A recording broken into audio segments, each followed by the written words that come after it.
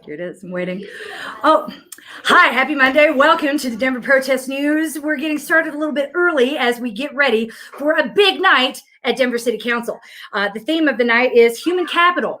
What's it worth? Absolutely nothing. At least it is to the Denver City Council, who seems to be more concerned with spending our money on killing Black people and killing homeless people. So one thing we can do to reduce the killing of homeless people that City Council won't do is help them out when it's really fucking cold outside. And here to show us a really genius idea, way to do that, that is, we have been told is more effective than hand warmers, is Big C. Big C. Hello. What is it we're supposed to do with not beer cans because that could get them in trouble? Yep. And I just want to give a big shout out to everybody on Twitter who's been having conversations over the past couple days about ways we can support our unhoused neighbors. I mean, it's just amazing to see folks, having these conversations on a platform that's meant for fun and for social media and for gathering more so than our elected officials. Exactly. So I just want to thank everybody who had information out there today so that this morning when I was just feeling so hopeless and like I had to do something to support our unhoused neighbors, I could put together this little art project. So all you need to be successful and to help our unhoused neighbors when it's freezing out and our elected officials won't do anything to support them is a soda can. Any type of aluminum can will work, but a soda can's best. And then a tea leaf votive candle. This one's a little bit larger than the ones that we've been passing out. I would just suggest the ones that go into the jack-o'-lanterns, but this is just so you can kind of see the process today. The ones you can get like 250 for $20 from IKEA. Yep. And those are going to burn for 4 hours and keep a whole tent or a car warm for 4 hours. And so I'll just say before I get started, when I went out this morning to pass them out, I only had about 25 in my box. And I was just so blown away with the community response and how excited people were. They were opening up their tents and saying, really excited to get these warmers. We had some feedback that, like Coach said, these work even better for folks who are out, spending, all day out in the streets in these below freezing weathers than the hand warmers, because it's going to be able to keep their core warm, their whole body warm, their tent, their living space warm. And again, if you're somebody who doesn't have a ton of money to spend because you're already paying your taxes to the state, and they're not using them for the things that you want them to use, start saving your cans and buy those votive candles. So getting started, just grab a can opener, grab your Coke can, chomp it in. Really easy. Oh, that I have never thought of doing that before. Yep, this is great for bacon grease, for anything you need a can for in your house. I've never used a can opener on a soda pop bottle. Yep, definitely be careful. Ended up this morning because I was doing like 30. I ended up just I looked like a total dork. I had Band-Aids on every finger because I cut one finger. But so they're a little bit sharp, which is the only thing, we're hoping that, this one actually turned out perfect. So you'll see I went in, I rinsed them out and then dried them out after doing this step. But really then I just filled them up with the votive candles. I threw a handful in there, 3 or 4, as many as you can fit in there for folks. Pack of matches would be great, but most people on the streets have lighters because they're the only ones who are keeping them warm right now. And so if you can just get those votive candles, get some cans out to people, this is literally saving lives. And yeah. That is ingenious. And I saw someone on Twitter offering to make bases as well for you. So there you go. This can save a life. And you probably have cans around. I know that I do, because I like to party around here like it's 1989. We drink a lot of Fresca in this house. So we're going to be repurposing those cans for that. Yay. Yep. Thank you. Thank you. That's amazing. Yeah. So we got a lot of action here tonight. Got a special guest coming in a little while to help me tell City Council what kind of asshole racist they happen to be. And hopefully my kids will be done with dinner by then. I could be downstairs and they'll be exposed to a little bit less cursing than they normally are, because guests always come over and are much more cognizant of their language than I am basically ever. So for now, we're going to go ahead and dial into public commentary over at City Council. So just to recap what's happening tonight at Denver City Council, it's a really big session. So we're going to have the general public comment from 5 to 5:30. And then right now you can go sign up for commentary on the Allied Securities contract. Allied Security is a company that beat Rivaro Stinnett nearly to death, then sued him, placed a gag order on him, and have refused to pay.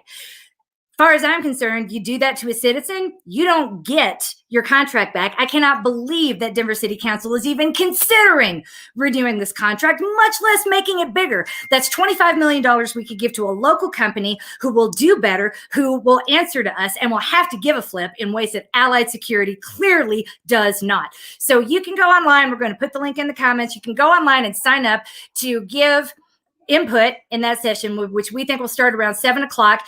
Everyone who signs up to be heard in that second session will get to speak, and then they will vote. So our special guest will be here until that vote is complete, and we're going to be cursing at everyone between now and then. And if anyone in Allied, you'll notice their name is not on the agenda. That's intentional. They're trying to hide. It's dumb motherfuckers. That's why they moved this vote to 2 weeks later, hoping we'd get cold and forget about it. Not us. If you have time, please go down to the Capitol. We're going to have boots on the ground and eyes in that room. We hope to have it full of people who are just screaming at Allied a little bit later, and we'll be linking up with them to show you what's going on live downtown. If you have the opportunity to go, I beg you, please go be there in person at City Council tonight.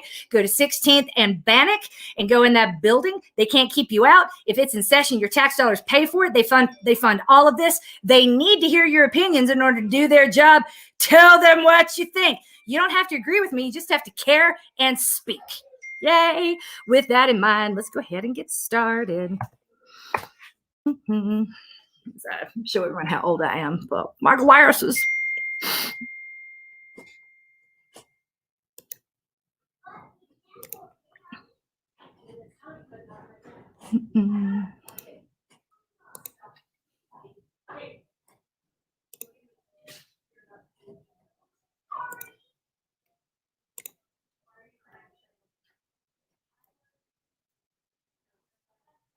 Oh, good Lord.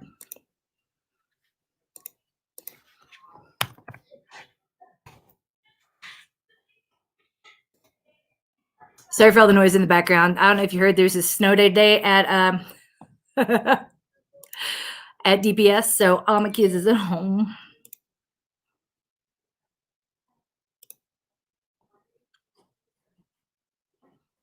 Sawyer, Torres, Hines, Baca, Sandoval, Cashman, and Gilmore for voting no on DPD's proposed collective bargaining agreement. And I hope that through arbitration, we come to an agreement that will completely hold DPD liable for their misuse of force and lack of protecting our citizens.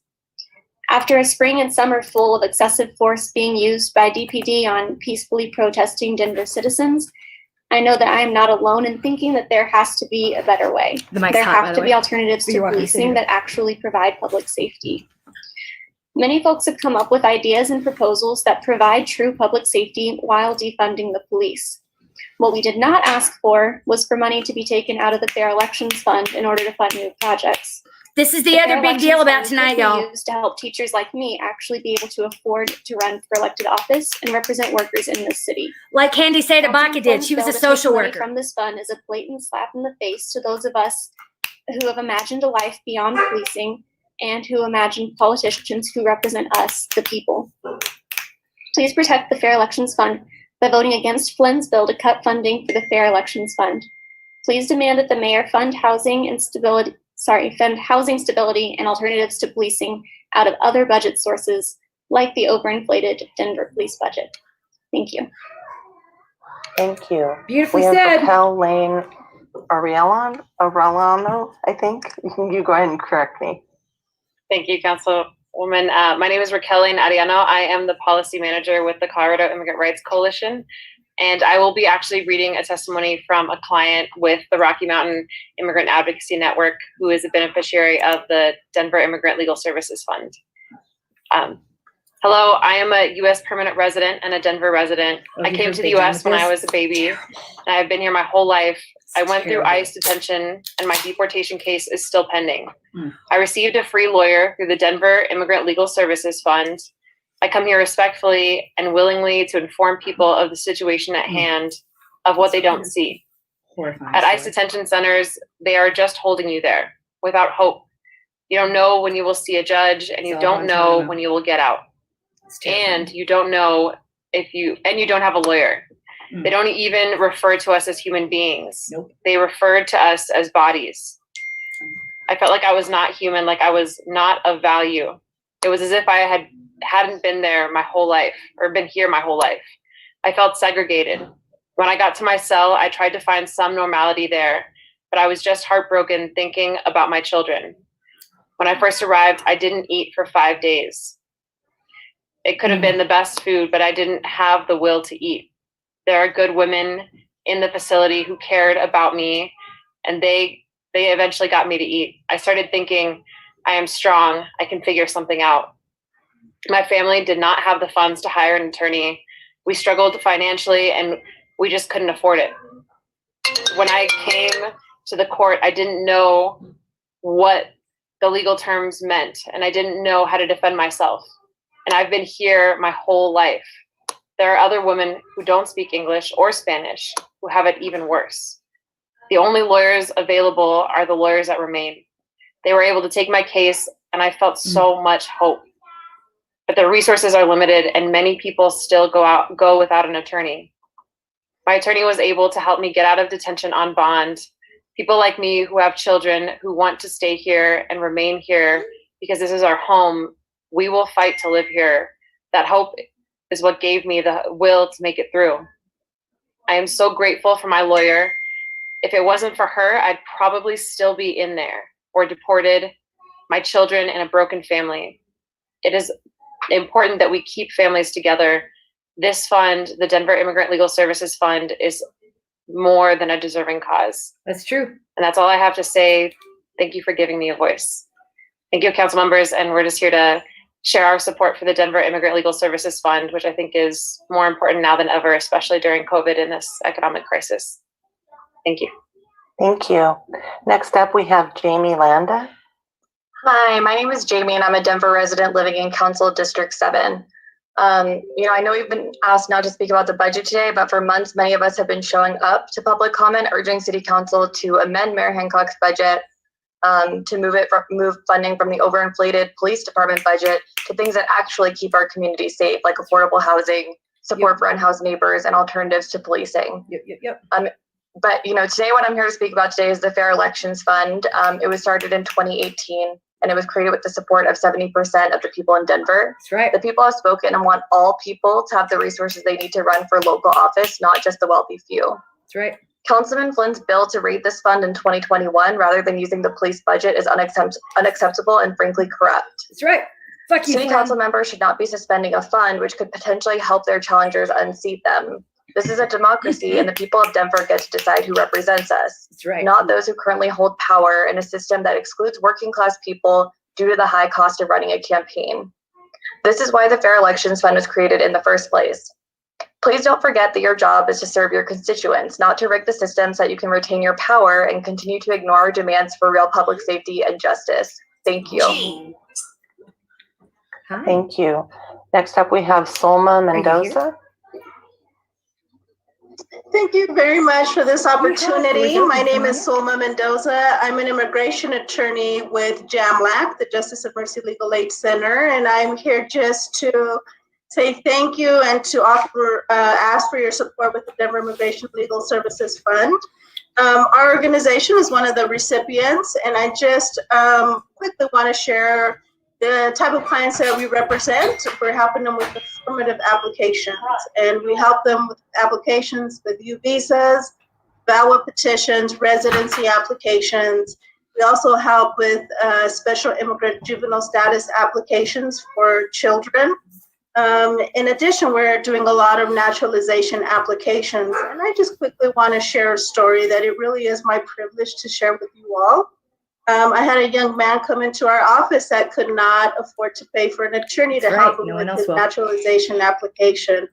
He had lost his job due to COVID, and so really wanted to be able to apply. Was scared to apply because there were some cases that he had from many, many years ago. So I was able to review his application, and we were able to file it. And surprisingly, even though immigration offices closed down for a few months, his interview came. We were able to go to his interview, and he was actually approved, which is really great. And today at 1 o'clock, he had his swearing in ceremony. And he sent me a message and sent me a saw copy that. of his naturalization Made me cry. certificate.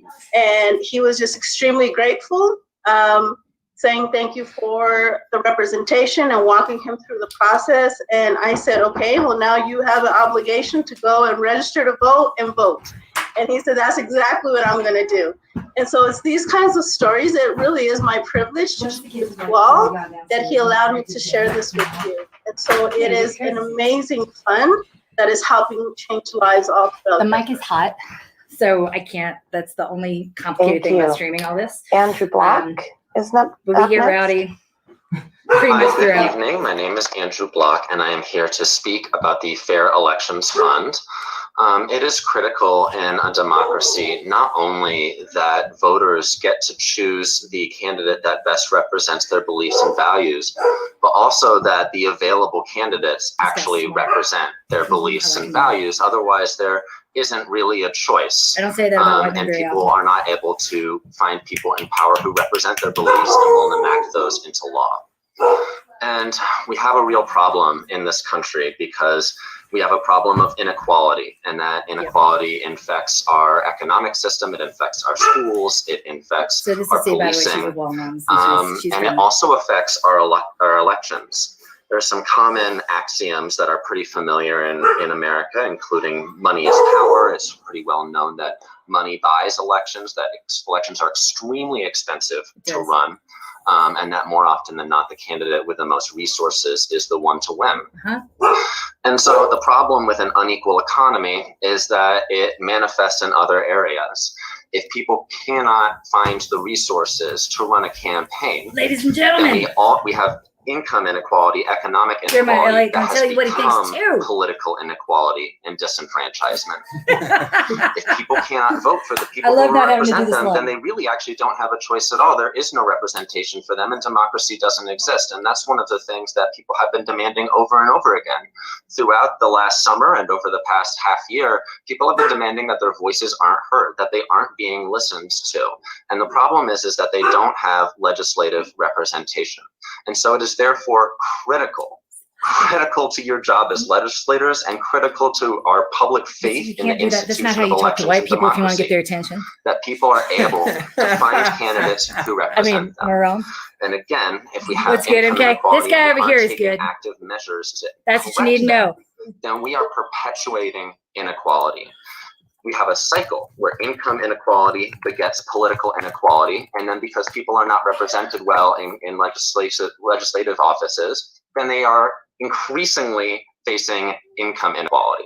And this cycle continues Very and intellectual. worsens. See, he's smarter than the It people is in city therefore council. critical that we work to correct the imbalance with public resources by investing in fair elections and that everyone the resources to run a system that puts a larger burden on taxpayers in order to be able to fund candidates is not a good system. It continues the problem that we're trying to correct.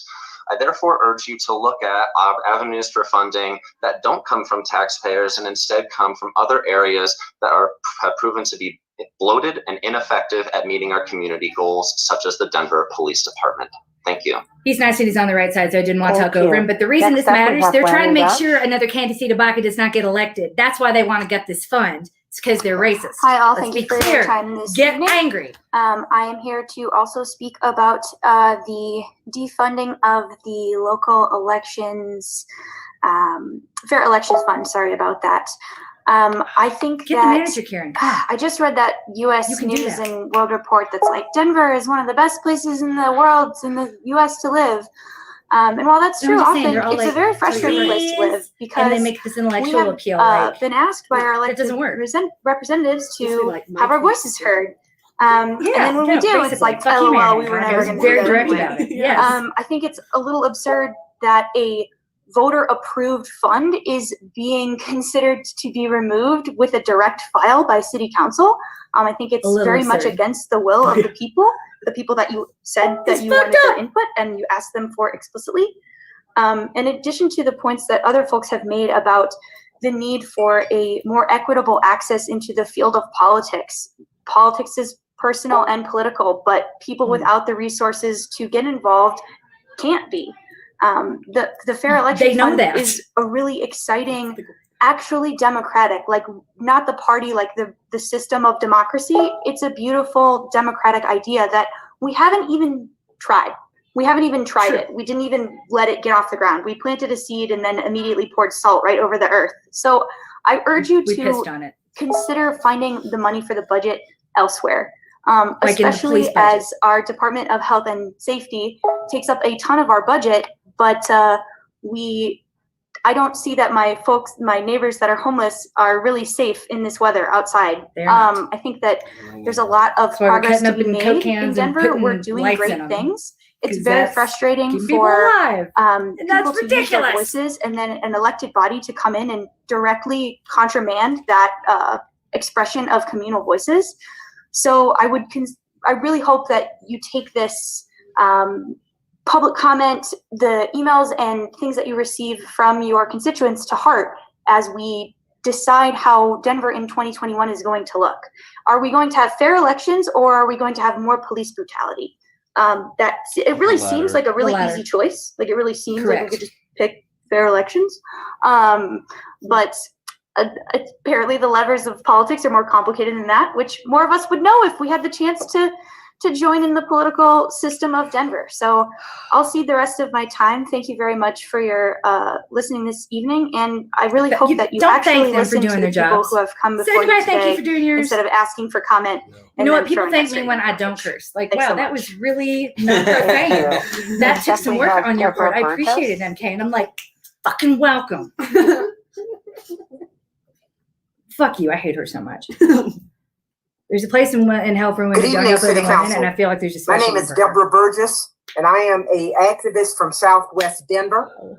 I am devastated by the filing of City Council Bill 20-1194 that's going to get good, suspend the Fair Elections Fund in 2021. This is undemocratic, and it strips away opportunities from those who seek to run for public office. If this bill passes, then it's the same as the old adage of quote unquote, the haves versus the have-nots. That's right. I am asking City Council to vote no on suspending the Fair Election Fund in 2021. In conclusion, I want to read from a short quote from the book, Every Day is an Election Day, a Woman's Guide to Winning Any Office from the PTA to the White House by author Rebecca Survey. Ms. Survey says this: people don't remember what you did, but they do remember how you made them feel. That's right.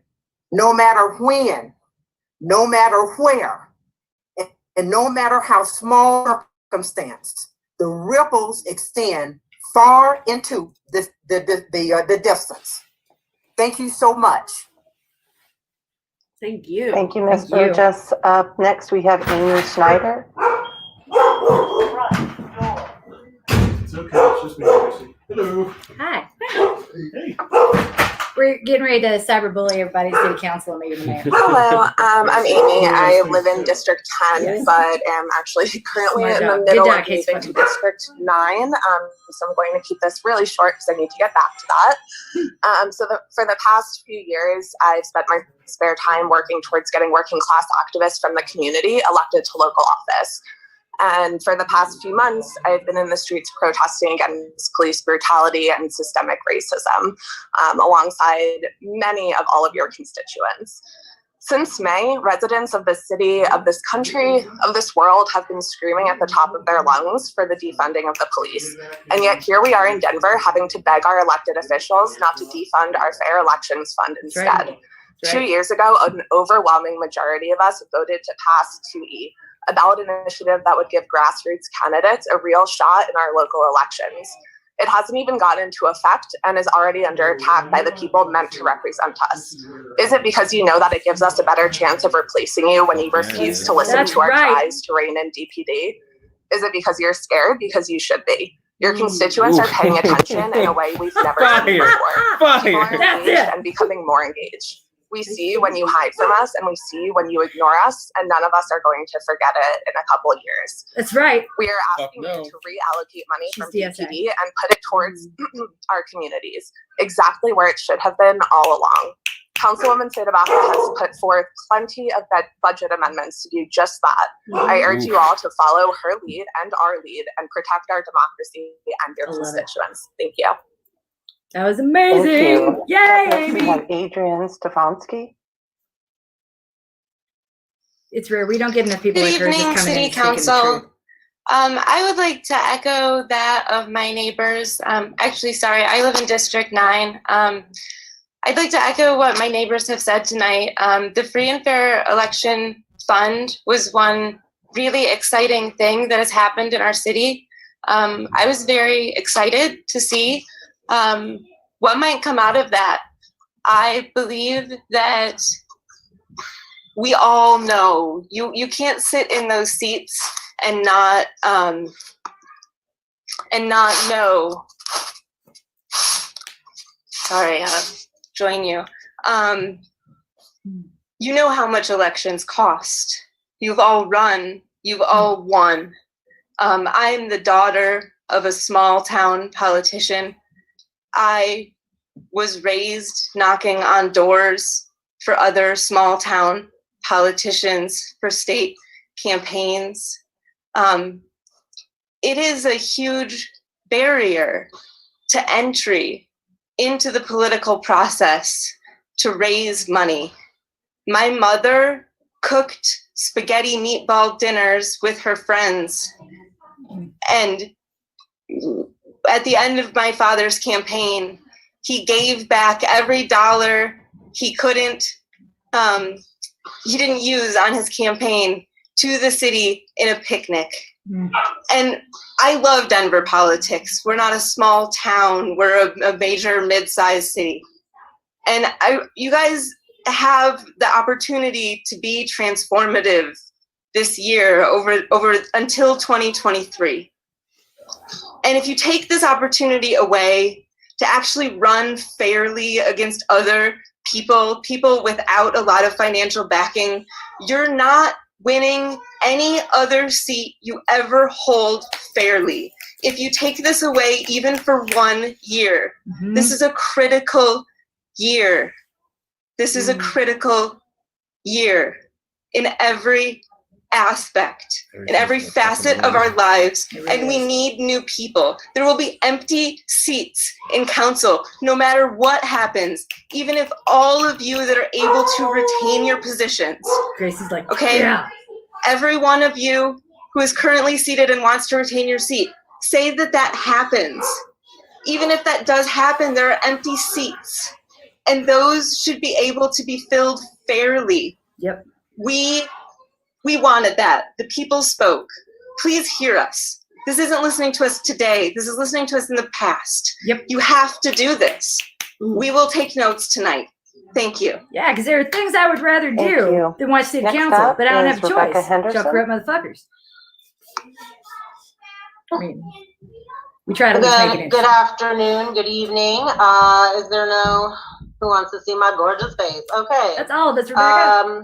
So I'm here today. Some of you know me from my documentary filmmaking. My name is Rebecca Henderson. I followed the municipal elections really closely. Yes, you did. And I'm here to speak about the direct file to suspend fair elections fund. I know intimately how much the money impacts the races, and like some of the previous commenters before, I know you guys know too. So I remember a time when I'm a little bit embarrassed actually, but since we're in community, I'll keep it real. I kind of laughed at some of our regular public commenters. I won't say who they are, but when they popped off and saying, "Oh, there's fascism on city council, there's fascism," I was like, "Oh, come on, it's not fascism." Yeah, well, it's still fascism. I can't say that anymore. Yeah. I do feel that a direct file, I didn't even know what that was. And what I realized what it means is that a city council person filed it and hoped nobody would notice. Yep. And they do it every week. I noticed, and a lot of other people noticed. And frankly, I do think it is a gross misuse of your power. That's right. To Fuck you, override Flynn. Say fuck you, the Flynn. Just will say of it. the people. Is this a democracy or not? I don't even know anymore. Okay. So grassroots candidates get creamed by the big money. If we'd have had this fund, we wouldn't even have the same mayor that we have right now. We wouldn't let's have just be real about that. And why it couldn't have gone to effect for the 2019 elections? Who knows? I think we all know. All right. So, you guys, it feels to me like this pushback of trying to get these grassroots candidates has a lot to do with one disruptor on your city council.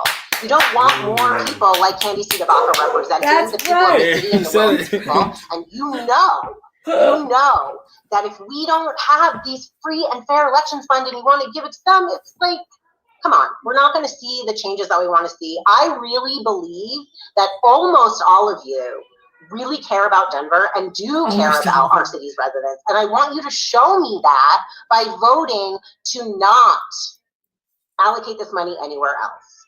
And I will yield the rest of my time in case I say something crazy. All right, thank you. All right, thank you. That concludes our general public comment session this evening. And in these times of social change, it's critical that members of Denver City Council have more opportunities to hear from the public and to hear from you at all levels of government. The next general public comment session will be held before the meeting of council on Monday, November 2nd. Sign up begins at 12 noon on Friday, October 31st. They take like 10 people. Thank Tonight you for is an extended attending. The session. City Council looks forward to as we get ready for the Allied Security Contract vote. on this So there are three big things happening and tonight. the regular session of Denver City Council will begin momentarily in about 2 minutes. And remind our colleagues to and stop your videos. Thank you. Oh man. So to circle back to that, I don't know if you saw the commentary because you again have better things to do, hopefully, than look at Facebook. But inquiring minds with nothing better to do seem to be determined to find out if you are actually Republican, and if not, then why did you register as such? I think it's important to vote, and I think voting in Republican primaries is really a key way to determine who's going to be on the other side of the ticket. Hear that, y'all? It's called strategy. It's not stupid. It's the reason I was a registered Republican for a while. Again, I want to say in those primaries. It's because you can't, and now I'm registered as independent because I was just like, ooh, after that child molester in, what was it, 2013, Roy Moore? After that, I was like, oh, fuck all that. And like, no, you can't even put me in the same sentence. Like when you openly back a child molester, that's a bridge too far for me. So, and I mean, I will go to the edge of damn near everything. So when you've gone too far for me to want to be near you, you ain't winning at life, period. So thank you for clearing that up. Everybody seemed real concerned. All skin folk and kinfolk. And I'm like, really? Come on, let's think about this. So thank you for clearing that up. I will go put this clip and that quote spawned everywhere in Facebook because that really works some people up. I'm like, just ask him. Like, it's probably, think about how our system works. But that kind of goes to like why I do this live stream, because something that really should be that obvious to anyone who understands how the system works just isn't on the surface, and it's not even hard to think it through. But have you ever watched City Council before? Yeah, I've been to a couple of them in person. Were you at the one where we all busted up with PSL? You missed. That was the best one ever. I don't think I was there for that. No. Oh, okay. That was a good one. We were there for the defund the police. One. They were I think they were saying take legal. They were taking away the defund APD when they just. Welcome to the Denver City Council meeting of Monday, October 26, 2020. Council members, please mute your mics and rise as you are able to join Councilmember Torres as she leads us in the Pledge of Allegiance. Yeah. When you buy pledge allegiance to the flag of the United States of America, and to the republic for which it stands, one nation, under God. Well, there's going to be a second. Well, there's a second public comment. You can get in on it now. Everybody can sign up for public commentary on the Allied Security Contract, and everyone who signs up will get a chance to speak. It's limited to 2 minutes, though. And that'll happen around 7 o'clock. Councilmember Torres. No worries, it happens. Madam Secretary, like, yeah, just go light it up. I mean, you know what you can do with 2 minutes? I'm just saying. I can do a lot. I know you can. I know you can. That's why we got to keep you here and let you go there.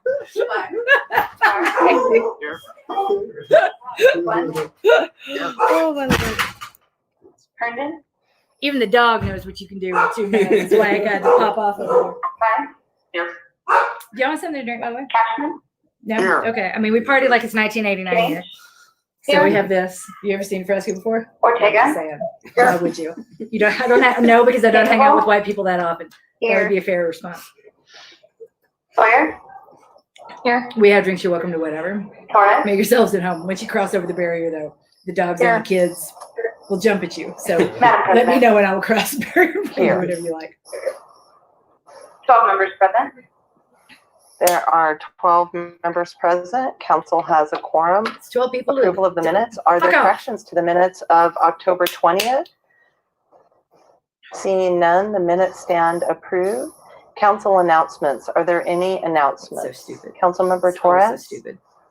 The announcement you need to know. Thank you, Madam They're all President. fucking racist. I'm hoping tonight is the first night I'm able to do the land acknowledgement and announcements because we have a resolution before us. We're going to do a land acknowledgement while we continue to impoverish honors and everyone acknowledges that the land on that which we identifies reside as is indigenous. traditional Thank territory of the Ute, Cheyenne, and Arapaho peoples. We also recognize the 48 contemporary tribal nations that are historically tied to the lands that make up the state of Colorado. We honor elders past, present, and future, and those who have stewarded this land throughout generations. We also recognize that government, academic, and cultural institutions were founded upon and continue to enact exclusions and erasures of Indigenous peoples. May this acknowledgement demonstrate a commitment to working to dismantle ongoing legacies of oppression and inequities and recognize the current and future contributions of Indigenous communities in Denver. Thank you, Madam President. Thank you, Councilwoman Torres. Any other announcements from members of council? All right.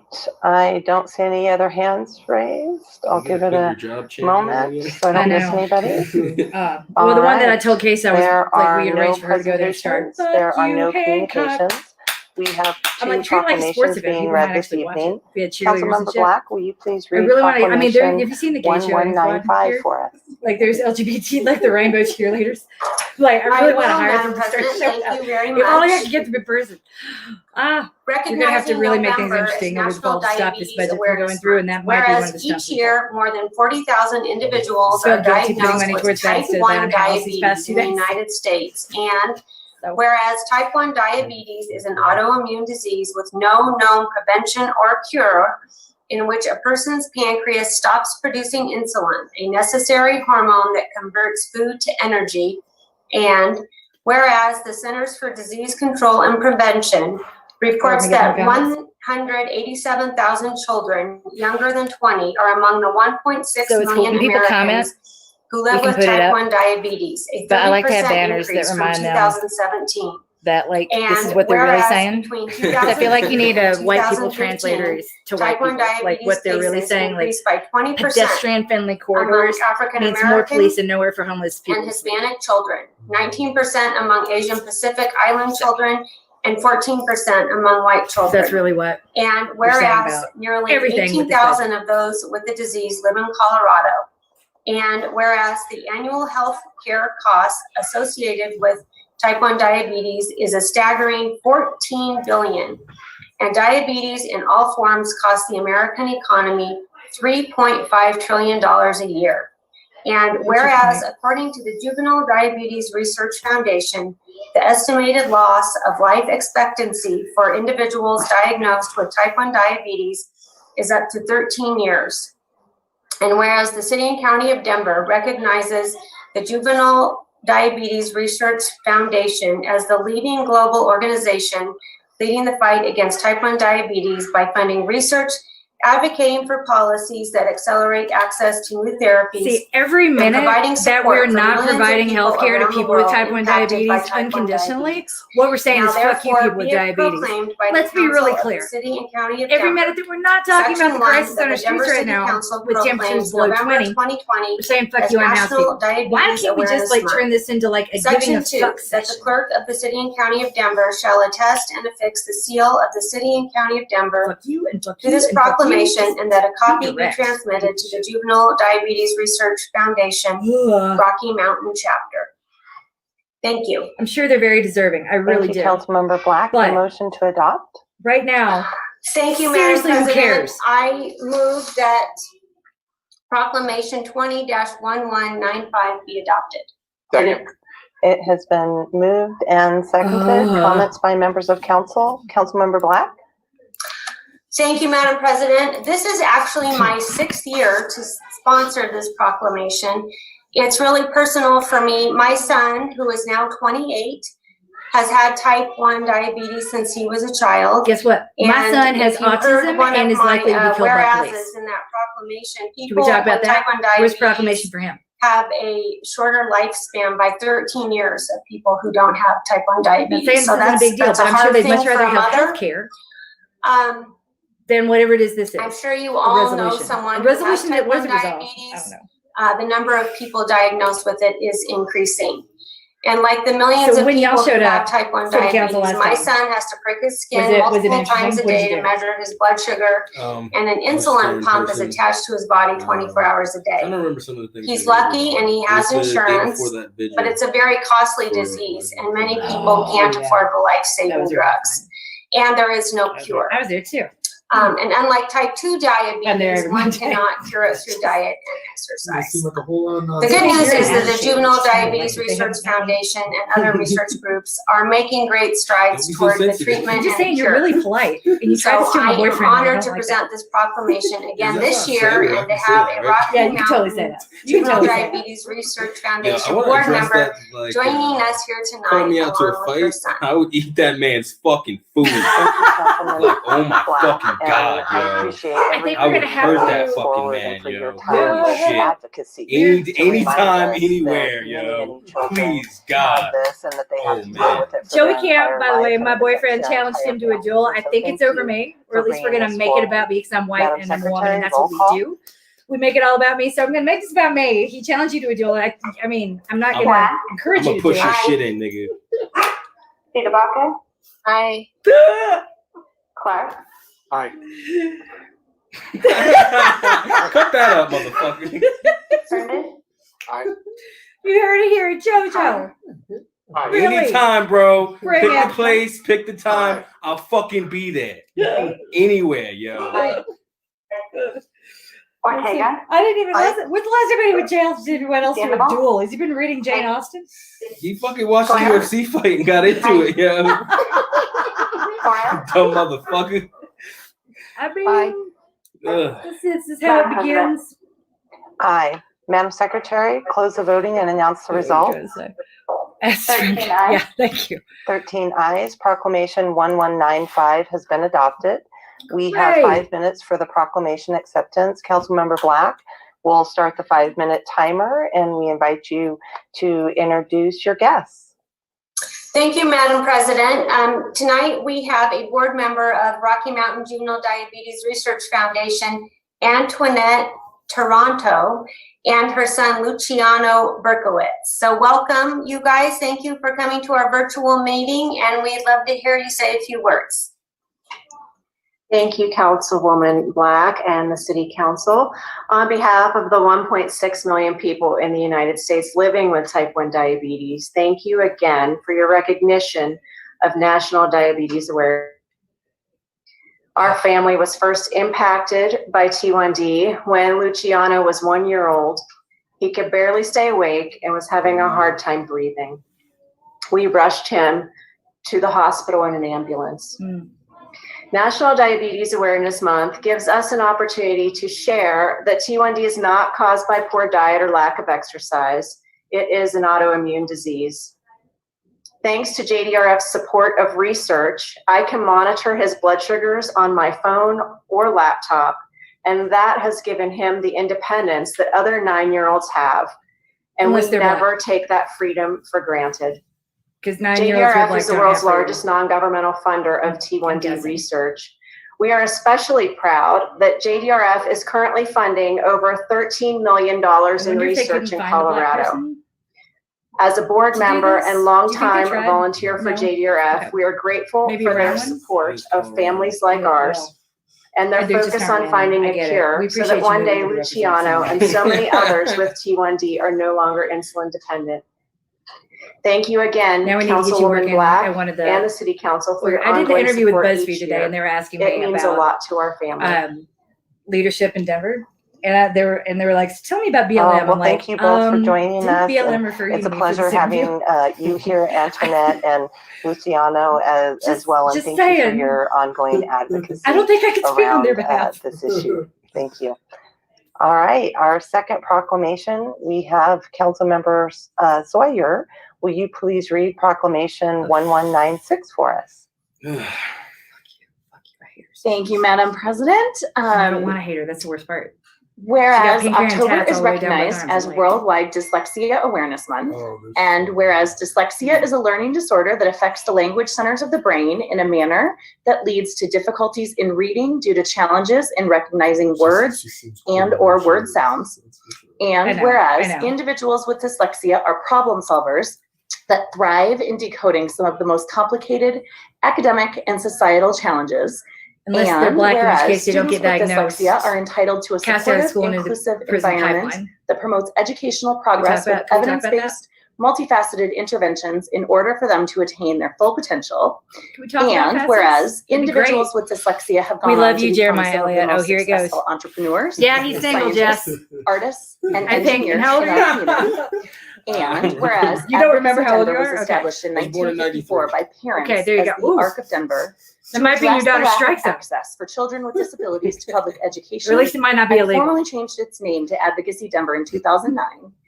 And whereas Advocacy Denver is a nonprofit civil rights advocacy organization that is dedicated to the protection of the human rights of people with disabilities, including dyslexia. Including, And but not limited whereas to. the City Council of the City and County of Denver support the demands of Advocacy Denver that the public school Is it hot in system here? complete culturally and linguistically Like, no one has appropriate ever come into my house and evaluations said that. Usually and they do what you implement do. They come in and sit evidence-based down and leave strategies every where layer on and then ask for a blanket. Practices designed to meet the individual needs of the student in order for them to meet their potential. Now, therefore, be it proclaimed by the Council of the City and County of Denver, Section 1, that the Council of the City and County of Proclaim Denver it. recognizes the month of October as Dyslexia Awareness Month and October 26, 2020 as Advocacy Denver Day. And Section 2, that the clerk in the city that the clerk of the City and County of Denver shall affix the seal of the City and County of Denver to this proclamation, and that copies be transmitted to Pamela Biscaglia, Executive Director of Advocacy Denver. Thank you, Councilmember Sawyer. Your motion to adopt? I move that Proclamation 20-1196 be adopted. Thank you. It has been moved and seconded. Comments by members of council. Councilmember Sawyer. Thank you, Madam President. Every October, dyslexia and forms of dyslexia, including dysgraphia, are recognized during Dyslexia Awareness Month. Tonight, members of council wear red to raise awareness about dyslexia. Can we which is raise a learning awareness disorder about the affecting people up to dying in the streets 20% of the that you world's could do population. something about? What do we do to raise Despite the awareness? challenges that dyslexics face, they are out-of-the-box thinkers and creative problem solvers. So it's no surprise that famous and inspirational dyslexics include people like That is the sort of snappy commentary we're looking for Magic here. Johnson, Steven Feel free to Spielberg, blast and out our whatever very own the inspiration Michael strikes. Oh my Dyslexia God. awareness is especially waiting for my 2 important to minutes, our yeah. office. Yeah, I mean, you got more than we'd 2 like to minutes. You recognize got two unlimited time on the wonderful and platform. brilliant members And of the they watch District this. 5 family who And have they're dyslexia. One who prefers to remain anonymous, and the other one, my daughter, Olivia. Good luck with that fucking You are both amazing humans who we love very much. We watch you not just overcome your disability, but thrive. And you inspire us every single day. This proclamation also declares that today, October 26th, is Advocacy Denver Day. Advocacy Denver was one of the first ARC chapters and was established in 1954 by parents to address the lack of access for children with disabilities to public education. So Advocacy Denver's mission is to promote and protect human rights of people with disabilities and support their full inclusion and participation in our community. Advocacy Denver is an advocacy organization for children with a range of disabilities, including dyslexia and dysgraphia, in public and private schools, including DPS.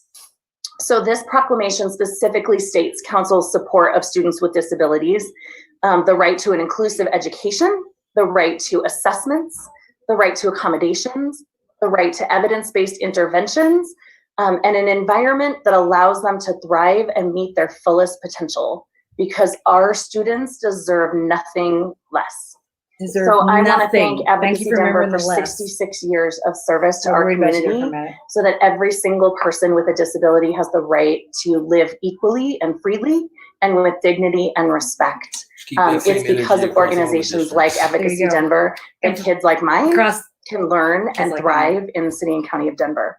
So, oh my God, do your for kids all have of you out there dyslexia? who are the parent of a That child helps. who So has we had this special whole needs of Twitter any thread blow up kind, the other day because she was like, you I'm a special understand needs the mom depth too. of And I'm my like, I'm worried gratitude about my when I say son with thank autism. you Like, from the bottom of my heart. dying at the hands of And police. I encourage my colleagues to vote yes on this proclamation. Thank you, Madam President. But if it's fucking dyslexia, Thank she's you, comparing that. Councilmember Like, Sawyer. And I'll quickly share. Both of that's my not a special. daughters have dyslexia too. One was diagnosed when she was in 5th grade, which you can only imagine how her elementary it can't get you killed. Years went. She could never pass a spelling test, and so spend a lot of time sitting on the wall. And then our youngest daughter, she was diagnosed when she was in kindergarten, and the supports and advocacy and resources are amazing. The earlier that you can detect and get those supports. And so thank you, Pamela, for your organization, and Council Member Sawyer for your advocacy. And Madam Secretary, roll call, please. And people with dyslexia can identify police officers. I mean, if you are dyslexic and feel like the DPD is a constant threat to your life, let me know how, please. Educate me. I can't do better till I know better. Clark. That's someone trying to tell me. Glenn. Fuck you, Jolon Clark. Hate that motherfucker. Hate that guy so fucking much. Correct. Thank you, Jess. And Jess agrees. It's all that matters. Did you see that thread? Do you remember that thread when they wanted to have coffee with cops? Oh, it's so unfortunate they canceled that. I was so gonna go get some coffee. I know, right? And I was like, is this what's safe for Black people? Are they gonna have a station in the back? I was like, question after question after question after question. She Madam didn't appreciate it very Secretary, much. please close the voting and And announce the because her results. grandmother was dying that day from 13 a ayes. broken hip. Proclamation And felt the need to be 1196 like, you're so has been mean. adopted. I'm like, we have 5 minutes for our proclamation acceptance. Councilmember Sawyer, we'll start the 5-minute timer. Period. If you'd like I'm a to special needs introduce, mom too. We'll accept the proclamation. Wait, so Thank you you, came Madam in here President. and Tonight we have tried to go Pamela toe to toe with me over Bachelia. dyslexia? Pamela, I think I messed up your name Fuck earlier. you. Apologies. She's the executive director of Advocacy Denver, and she is joining us to accept the proclamation. So, Pamela, thank you so much for being here. And I would never say that take it away. autism is the same as Blackness or the same level of danger. It's just that I have to be aware of this on a level that a lot of white people don't. But not with dyslexia. Councilwoman Amanda Sawyer and Denver City Council members for this proclamation and for recognizing the work of the Advocacy Denver team and board. Advocacy Denver's programs serve people with disabilities from ages birth through life. Individual advocacy is the cornerstone of our organization, and staff maintain skills and knowledge about the different systems, both public and private, and the protections of individuals with disabilities. Through its programs and services, Advocacy Denver addresses and advocates to eliminate the barriers for clients in accessing education and other community systems. Each year, between 300 and 400 parents of children with disabilities enjoy one-on-one assistance with one of our advocates to address issues they are facing and to provide the education and skills to empower them to make informed decisions. We work with a large community of parents whose child is diagnosed with dyslexia and are eligible for specially designed instruction and accommodations under the Individuals with Disabilities Education Act or Section 504 of the Rehabilitation Act. When provided appropriate services and interventions, we know that these students can participate and excel in the general education curriculum, graduate from high school, participate in post-secondary education, become gainfully employed, and enjoy the same privileges as typical peers. We know that everything is possible when children with disabilities are provided educational programming designed to help them meet their individual potential. And they're Thank you very white, so they much. can live long enough to realize full potential. Thank you. I'm guessing. We really appreciate you being here as well, Pamela. Oh my God. All right, Fuck all moving of on you. in the agenda, Madam Secretary, please read the bills for introduction. I'm just like, From Business, Arts, Workforce, and Aviation, 2011-10, bill for an ordinance approving a proposed first amendatory agreement between the City and County of Denver and School District Number 1 in the City and County of Denver and the State of Colorado for summer youth employment program. A City Council Direct File, 2011-94, a bill for an ordinance pursuant to Section 15-51 I feel for her. Would of you the really want to be her DRMC in that job? that suspends the amount of the annual fair elections fund appropriation effective for no more than 1 year. Right? Who clearly don't care about you. And 2011-06, you can't tell bill them for an ordinance what they authorizing the missed. issuance of one, the City and County of Denver, Colorado General Obligation Elevate Denver bonds for the purpose of financing and defraying the cost of acquiring, constructing, installing, and improving various civic facilities.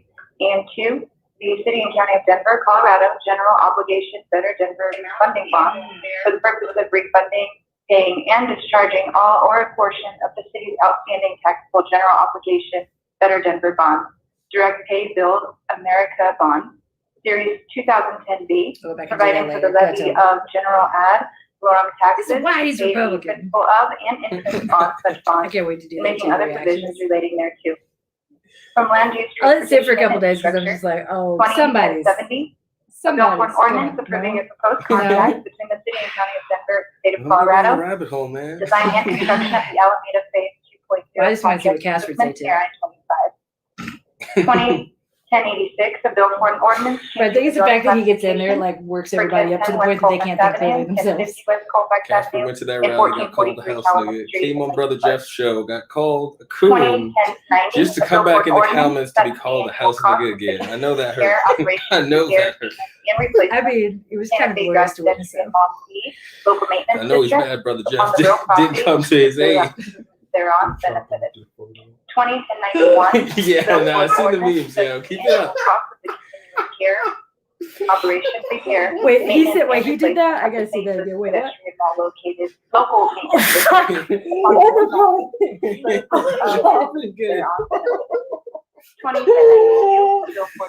That is wow. I can't post that for everybody else. Sorry, I get it. I That get was fun, man. I get I killed. love him. I love him, man.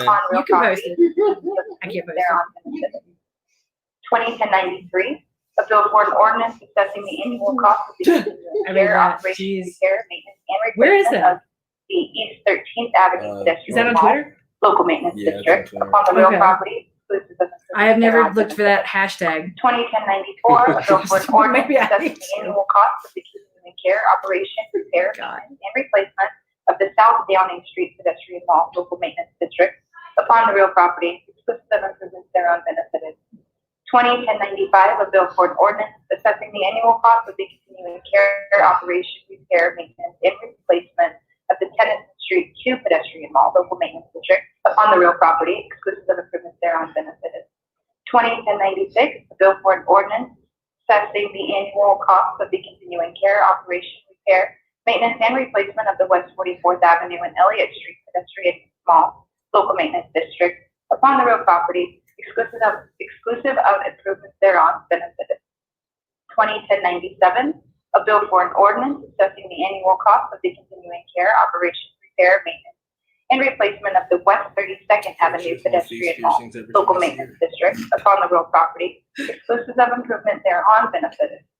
2010-98, a bill for an ordinance assessing the annual cost of the continuing care operation, repair, maintenance, and replacement of the Broadway pedestrian mall, local maintenance district, upon the real property. No, I'm like, I'm just waiting. I was waiting for him to. Actually, I was kind of hoping he would. 2010-99, Engage with me. a bill for an ordinance assessing the annual cost of the continuing care operation, repair, maintenance, and replacement of the South I mean, but they've been Broadway looking for you on Street Tinder ever since you Arizona said, Avenue to Iowa just swipe Avenue, right local or maintenance whatever. Just district, keep swiping. upon the real Keep property. swiping, you'll get him eventually. Oh my God. Thereon benefited.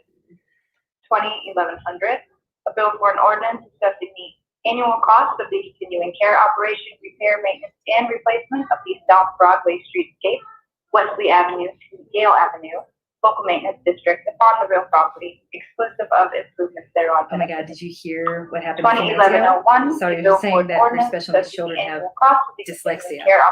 She tried to call you a ableist when her kids the are South Broadway dyslexic. streetscape, Iowa Avenue, the Wesley Avenue, local maintenance district upon the real property, exclusive of improvements thereon benefited.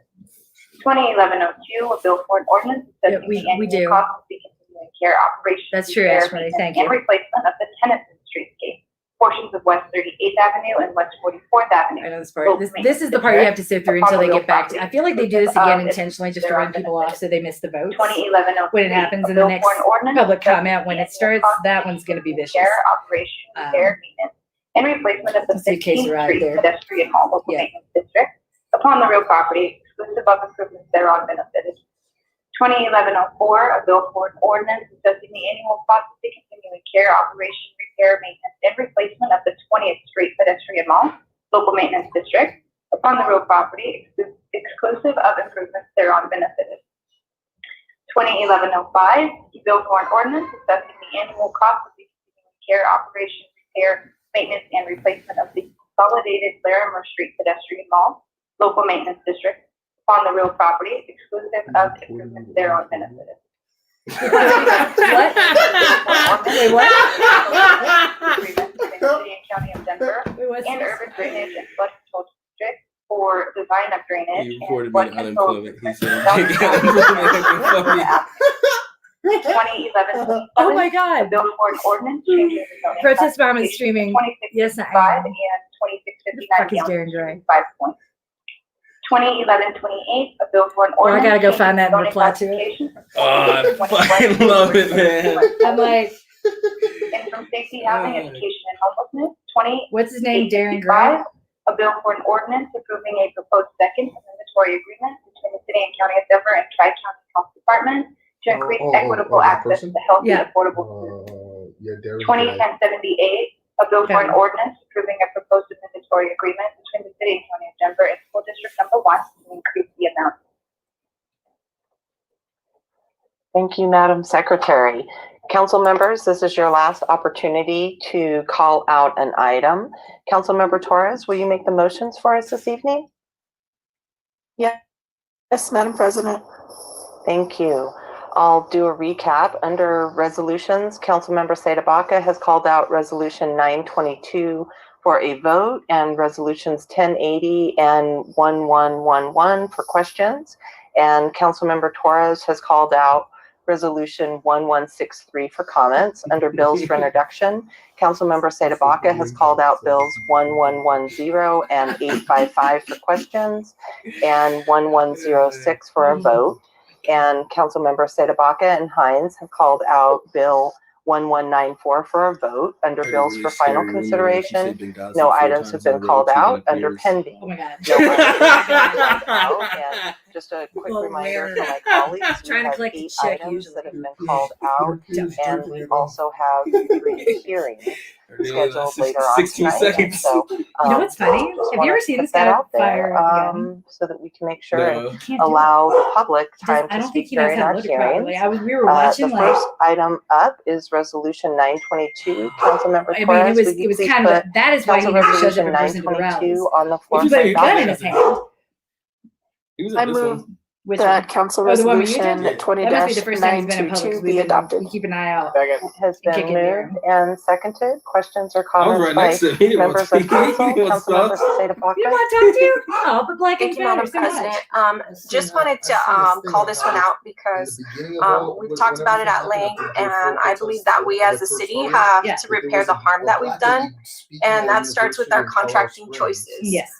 For that reason, I think it's highly inappropriate for us to approve this contract, as it reflects that we do not take murder and security You're telling seriously. me. So in when this city. I started We trying to approved assist a people with $4 million security out here, contract because after I earlier went this to a year couple of events, in an and emergency this pinch is for why I get Allied, called out as for it we all the time. needed You never the show up in staff person. I'm for like, the new congregate ask me shelters. why. Most of Let's us talk believe about we it. needed I've some been trying to special have this security conversation for company to months. provide these security But I've services. gone to And because there I've was gone to a no rifle company range, large and there were enough people to compete for practicing the emergency sniper contract, positions and talking we quite approved openly about what Allied, they were using knowing them for. that as Now, you contractors saw for my husband come in RTD, and another the public Navy hat and entity tattoos. paid No one for pays by any tax attention to us. dollars, that they nearly murdered a black man at Union Station. But like they were simply just for openly for talking being about black. how they were going to They beat be him doing this within at the inches of protest his going life forward and and didn't refused to have. make him whole How in could the we like courts. rent out the In range fact, for a day and it maybe came to set our up some attention really during tall committee boxes so we can that practice Allied on not top only of? continues to And deflect real I was just responsibility like, for oh their my God. Can actions we get with on this top of the gentleman, building they maybe attempt to get a and have gag a order training to prevent session? the And I was victim just and like, his Jesus attorney Christ.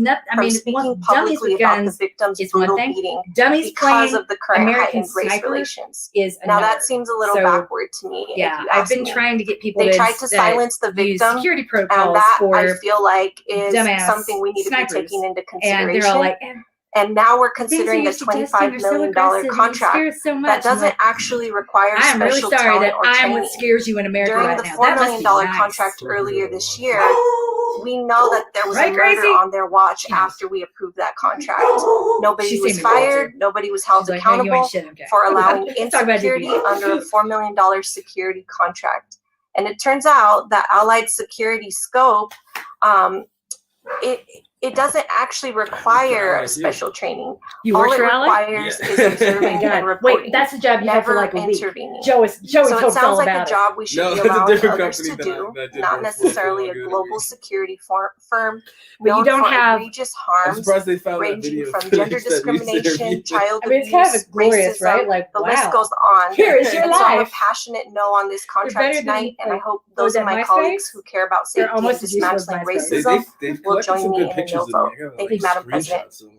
It started a Thank Tinder you, account just to Councilwoman. see Yeah, I'm like. gonna add some Councilman of Hines? those to my Tinder for sure. Thank you, Madam President. Keep the memes coming. We've had conversations with cities before about how they bring before us votes that authorize funds for things in the past. And I'm frustrated that here we are again. I know that Mr. Sapp took one for the team, and the last time we talked about this, and I said, I understand, Mr. Sapp, that you're the messenger, but I really don't. I think it's confounding the political process. We're supposed to vote for things before the money's spent, and this contract is starting May 7th. And I'm frustrated that we're again voting on contracts that are in arrears. So I just want to put that out there. I hope that we can have three functioning branches of government. If we are supposed to authorize funds, I hope we can do that before the funds are actually spent. Thank you, Madam President. Oh my God. Thank you, Councilmember Hines. Madam Secretary, roll call. Baca? No. Clark? Aye. Fuck you. Flynn? Aye. Herndon? Aye. Fuck you too. No. The black man votes aye. Cashman? Aye. Fuck you. Kinich? Aye. Fuck you. Ortega? Aye. Sandoval? Pass. Fuck you. Fuck you. Sawyer? No. Thank you. You made me side with Sawyer. Fuck all of y'all. No. Thank you. Black? Aye. Fuck you. Sandoval? No. Wow. Okay, that surprised me. Madam President. Thank you. No. Sandoval. Madam Secretary, close the voting and announce the results. 6 nays, 7 ayes. 6 nays, 7 ayes. Council Resolution 922 has been adopted. The next item up is Resolution 1163. Councilmember Torres, please go ahead with your comments on Resolution 1163. Thank you, Madam President. I just want to thank you, Madam President, for your support on this. This change would add a land acknowledgement to our Denver City Council agenda to be read after the Pledge of Allegiance. Why is this important? A bit of background is involved in something that was pretty meaningful to me and my husband, which is the Sand Creek Spiritual Healing Run Walk. For the past several years, thanks to my former agency. I'm sorry, you guys are the Agency for Human Rights and Community Partnerships, which supported the event over many years and commemorated and ensured that we don't forget the Sand Creek Massacre. It begins near where the Fort Lyons location was. Over the weekend, my husband and I stopped to look at a state landmark in my district on 8th and Vallejo because we had never seen what the plaque said before. And we found the plaque recognized that the neighborhood of Lama Lincoln Park was the site of Camp Weld or Fort Weld. The industrial part of District 3 was the site in September 1864 where leaders from the Cheyenne and Arapaho tribes met with the U.S. Army representatives, Silas Sewell, Commander John Shivington, Governor John Evans, and Major Edward Wynkoop for peace talks. The tribe, believing they had reached and complied with peace with the U.S. Army, set up camp at Sand Creek near Fort Lyon. Only 2 months later, John Shivington would carry out the Sand Creek massacre. This work is important. It's relevant, not only to our own city's history, but does nothing. They just approved how we improve an upon amendment that to the past. Allied Security Contract. I will continue to work with the Denver American Indian Commission Increasing it to and the $4.5 Native community million, over the long $5.5 term to million. ensure the content of the land acknowledgement remains up to date Denver and needs relevant. more undertrained And I security appreciate guards. the support Totally, of my like colleagues you? in this resolution. Just saying. Tell us about your time working at Allied. Member Where were you Torres, trained in? But for your JoJo couldn't find a leadership on license this, for and it. happy And if to you're not support licensed, it. are you a guard? The next item up is Resolution 1080. Councilmember Seda-Baca, Which please area? go ahead with your questions on Denver, Resolution 1080. Thank you, Madam That Chair. one with the- I really just wanted what's the an name of that overview on how it's like Head Start here at Montessori has been recalibrating during COVID. We've had a couple of constituent calls, and I want to understand what is happening with funding right now during COVID.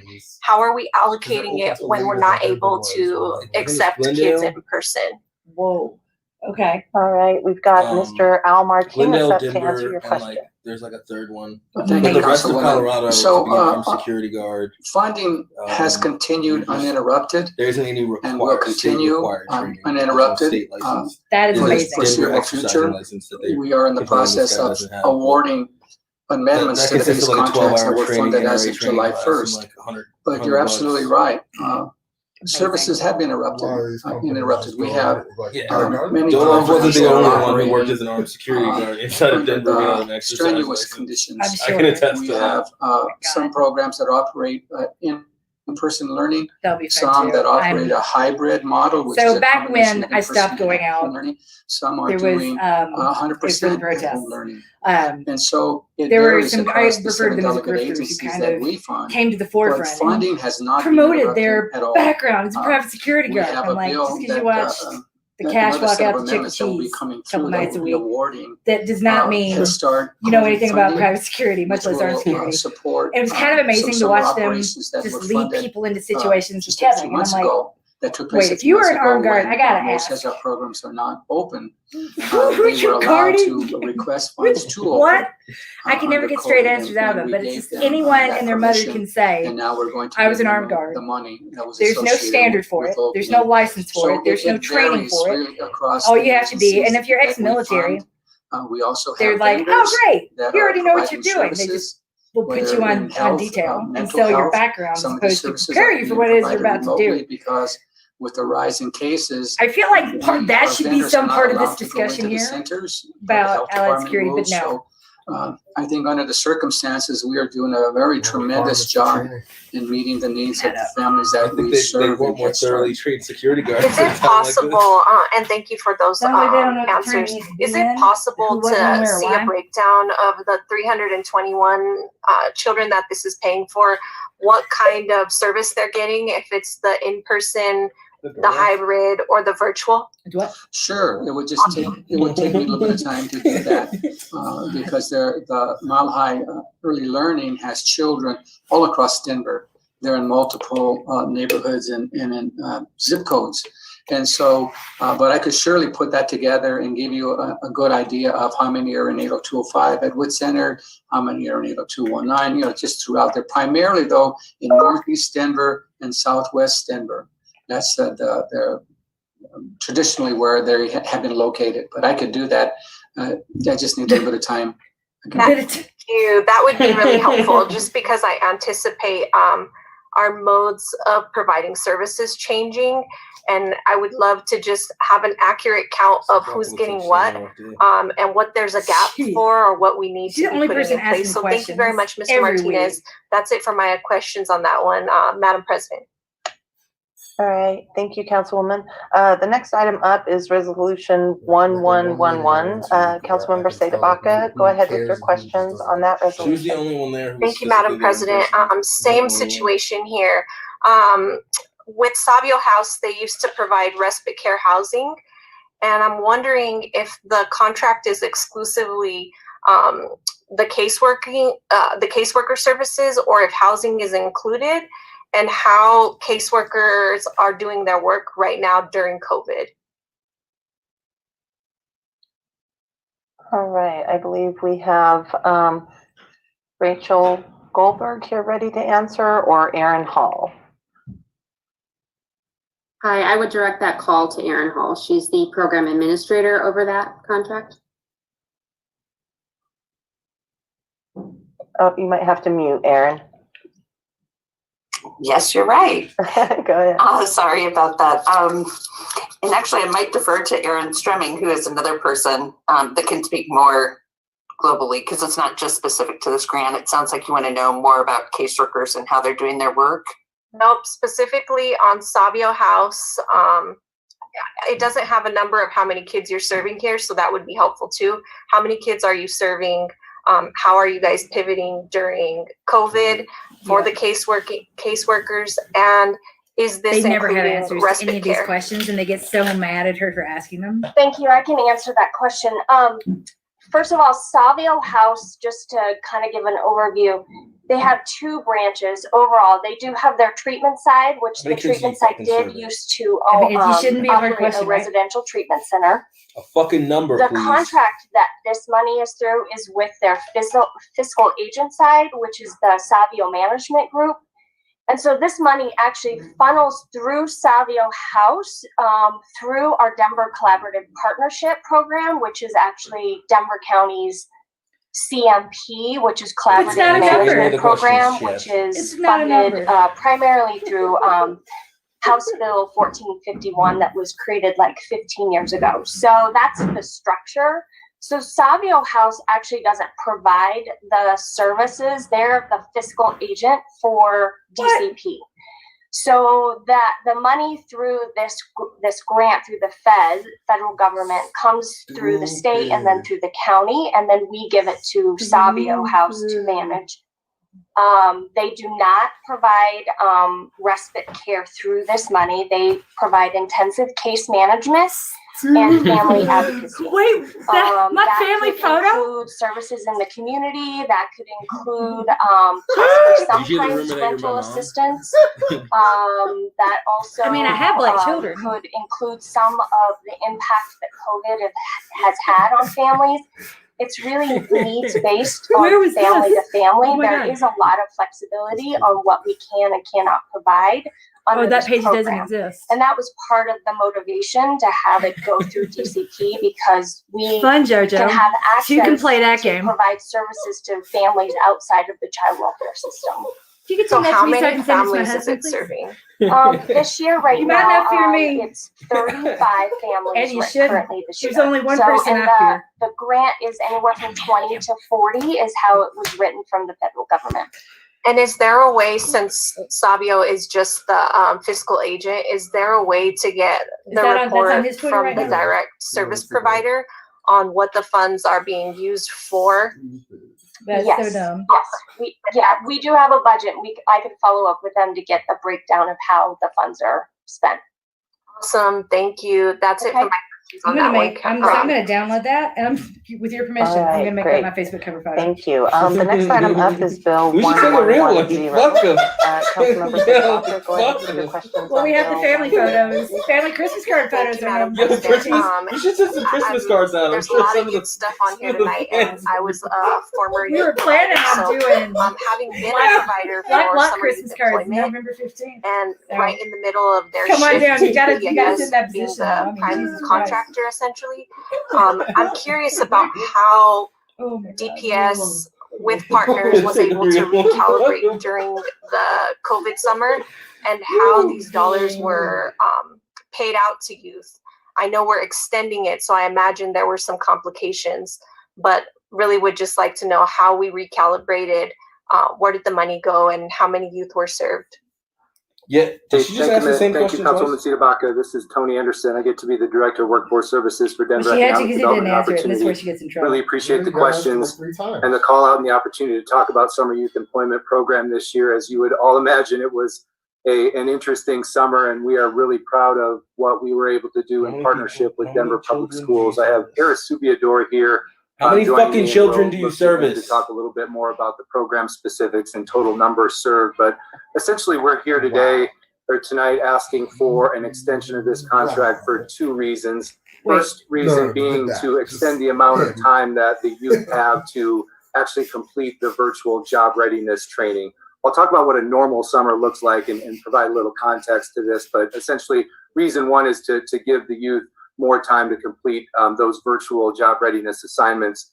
And then the second main reason was the major change to the contract is to allow a bit more proration to pay the stipends to the youth based on the exact amount of time that they completed of the virtual job readiness training. And so going into this summer, we had $1,000 stipends available for up to 325 youth to complete this virtual job readiness training, which was done through the Google platform through Denver Public Schools. I'm on the wrong. And I'm on the wrong. essentially what we wrote in the contract is they could get 50% of that stipend if they completed 50% of the training. There was kind of a 101 portion, and then a 202 portion that they could get the additional $500, getting that full $1,000 in their hand for completion.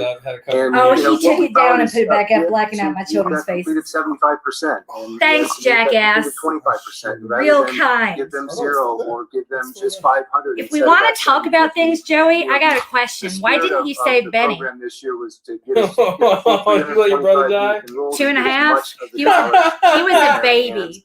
Where were you?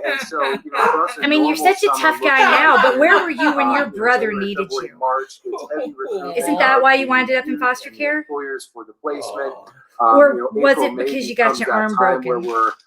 Matching up the youth with Just those saying. employment opportunities, and those work experience typically start in June and run June, July, August. You are not. I mean, you might be offensive, but you're not specifically a sex offender. And then October for a final report. And as you would imagine, I mean, you are a registered Republican, so if one wanted to stretch it, they could say. Scrambling as we saw, but that would still be illegal. Their summer youth employment program, we were determined not to do that, and so we spent that kind of March and April period trying to figure it out and landed on what I think was a really fair and equitable solution across the board for folks. And what that did is kind of sent us back into recruitment mode into that May and June and enrollment time period. And so youth just got a later start. Youth were starting in July and August. And just to allow more flexibility, which again was the spirit of our summer program. That's why we're coming forth with this extension request. And I'll pause there, and hopefully Eris can jump in and talk about where we are today. Otherwise, I can definitely give an update. Update me on how many fucking kids you serve. Actually, echo the challenges that we face in terms of designing all the contract negotiations that took place as a result, and then just the implementation.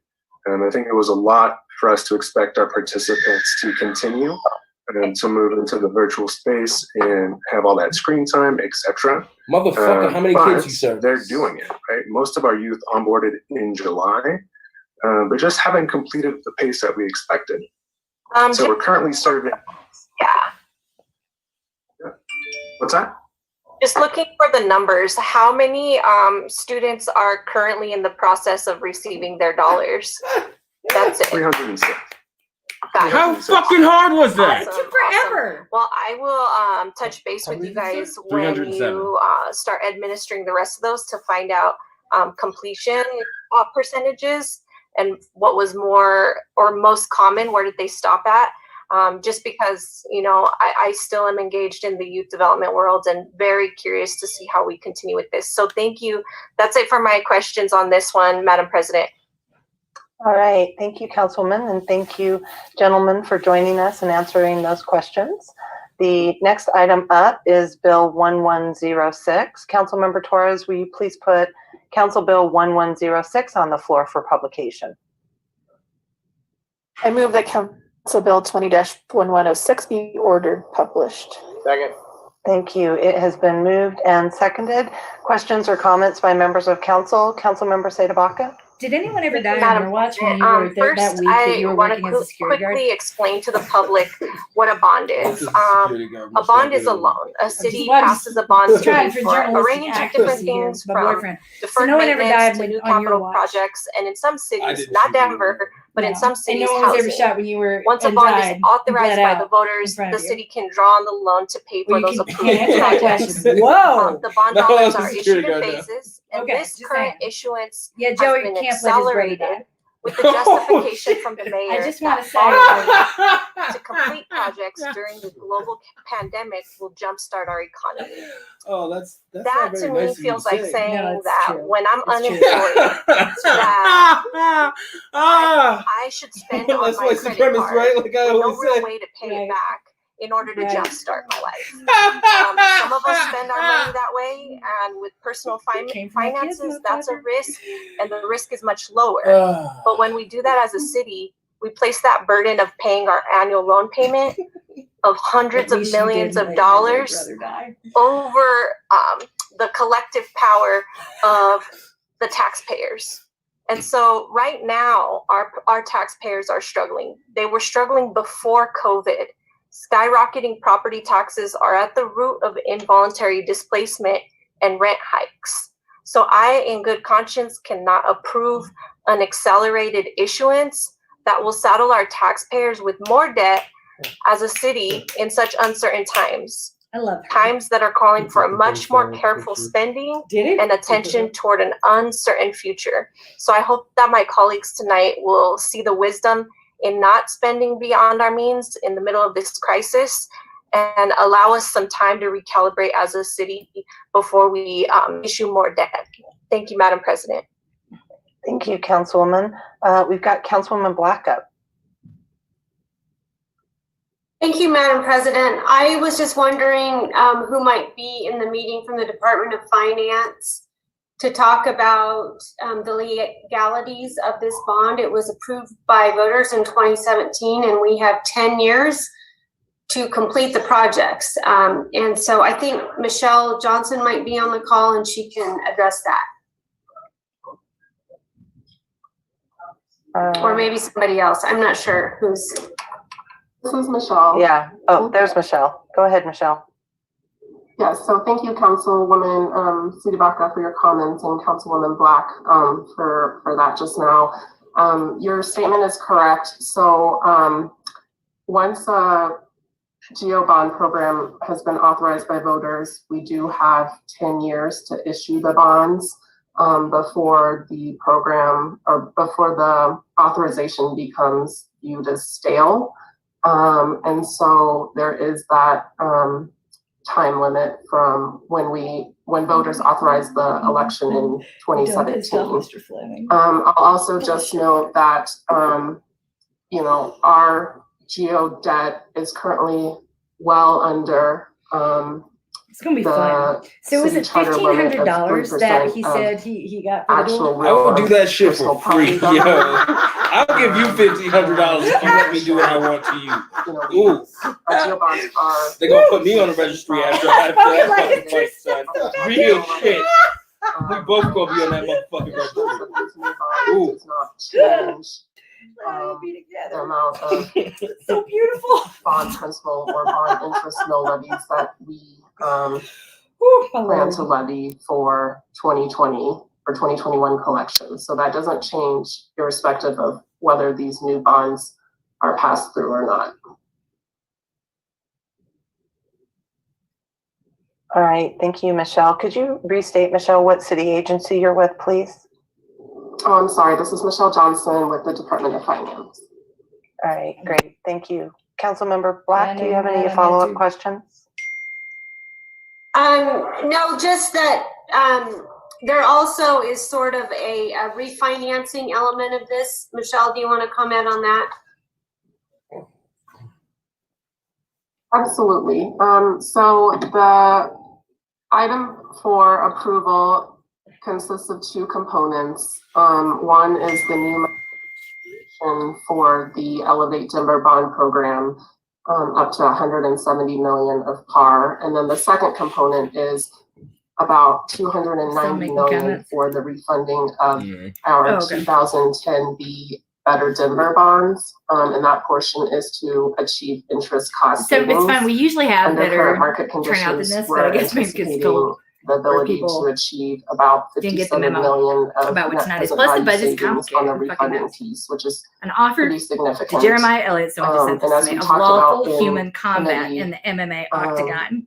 You know, from a debt I management suspect that, like all we do bullies, look to combine Elliott will run away from funding this offer. You don't opportunities fucking with want it. new money Trust me. issuances Trust me. There's a reason why none of those save our Proud cost Boys of stuff issuance stepped and up. You don't fucking efficiencies. want it. I'm telling So you. these two You don't fucking want it. are drafted I want it together for under you, one bond JoJo. ordinance. I got it for you. I'll give it to you. But I'm telling you, you don't fucking want it. For approval. So here it is, as public as it can get since I know you're watching this broadcast. Yeah, you can pick the gym, or I can pick a gym, whichever fucking way you want. We can pick a parking lot, whatever the fuck you want to do. I will fucking end you. Thank you, Madam President. Councilmember Black actually asked some of the same questions that I was going to ask. I do want to say, I'm like, there's more. So you mentioned $57 million in savings from the restructuring. Is that could you translate that into a percentage? Oh my God.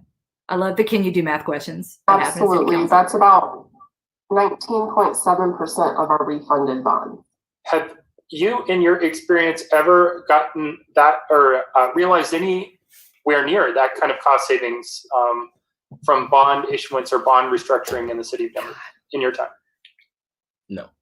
I've been with the city since 2014, and I have not seen present value savings to that level. So this is pretty significant that we're achieving here.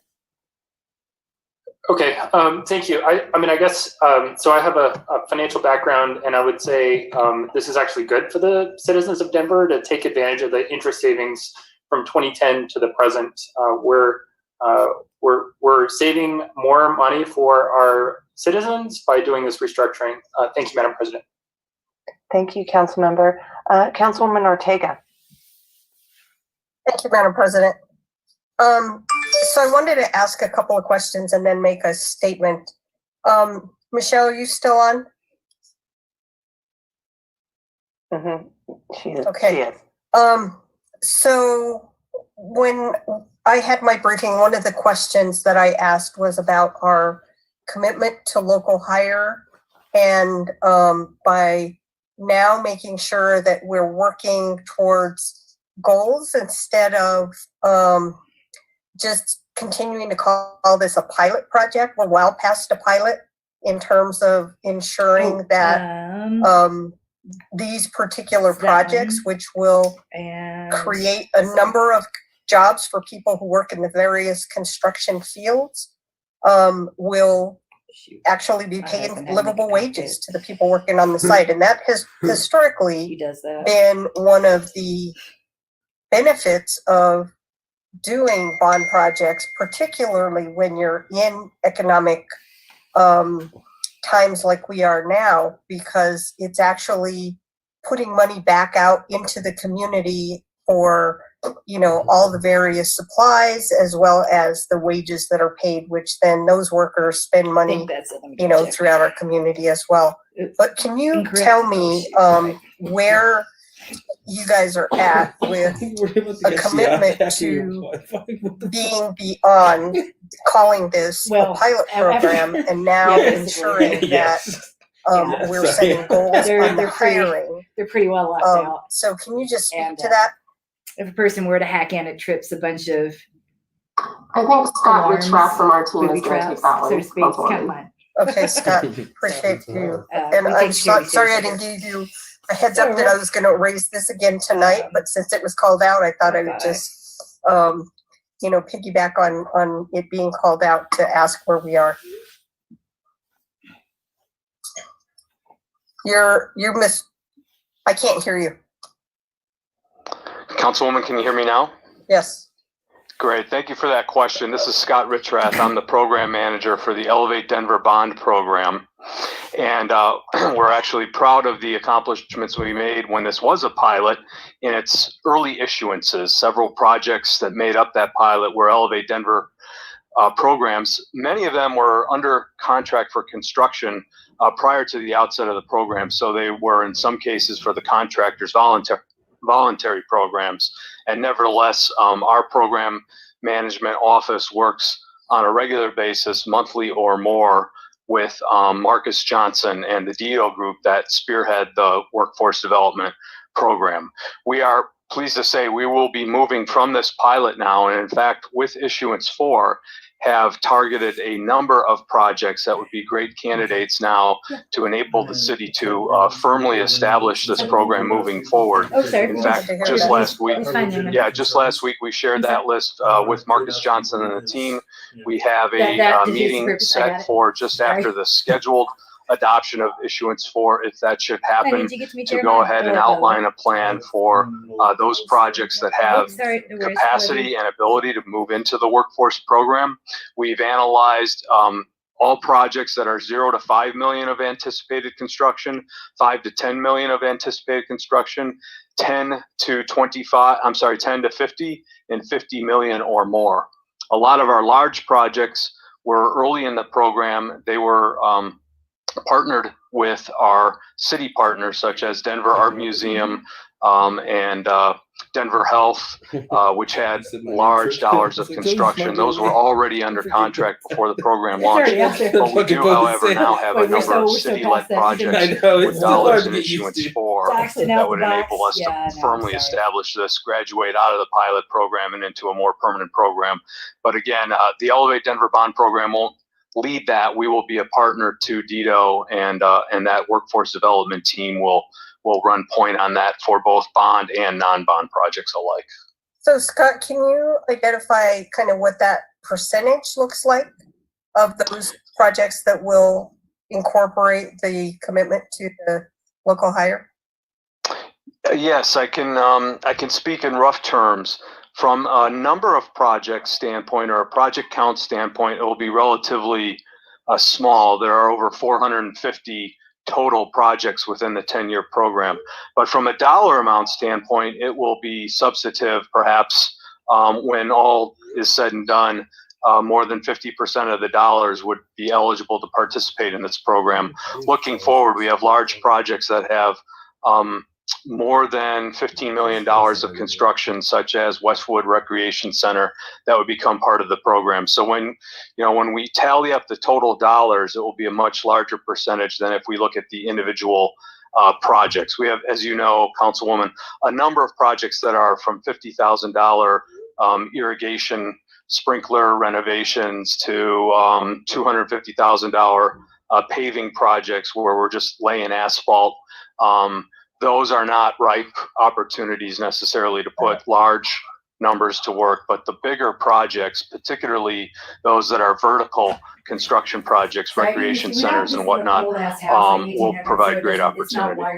Great. Thank you for that. I just wanted to make a statement, and that is that in my number of years with the city, almost 40 years with the city, Why don't we fix this? I have never seen our interest rates this low that allow us to take advantage of being able to do the refinancing and save money that Councilman Hines just talked about earlier. So this really is a great deal for the taxpayers because it's ensuring that these projects are going to get completed. And as you all know, the projects that were asked for by residents of our I think the recent events that have occurred have underscored the importance of proper training for security guards. Should be in this bond package. Fuck yeah, dude. Okay, I just said him. I don't have your number. I have his. So give him will provide incredible benefit to our neighborhoods. I know Westwood has been, waiting for that recreation center for many, many years. And so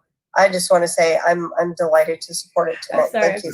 That was the most amazing thing ever. Right here, I'll tell you what. use my Thank phone you, to Madam fill it out. President.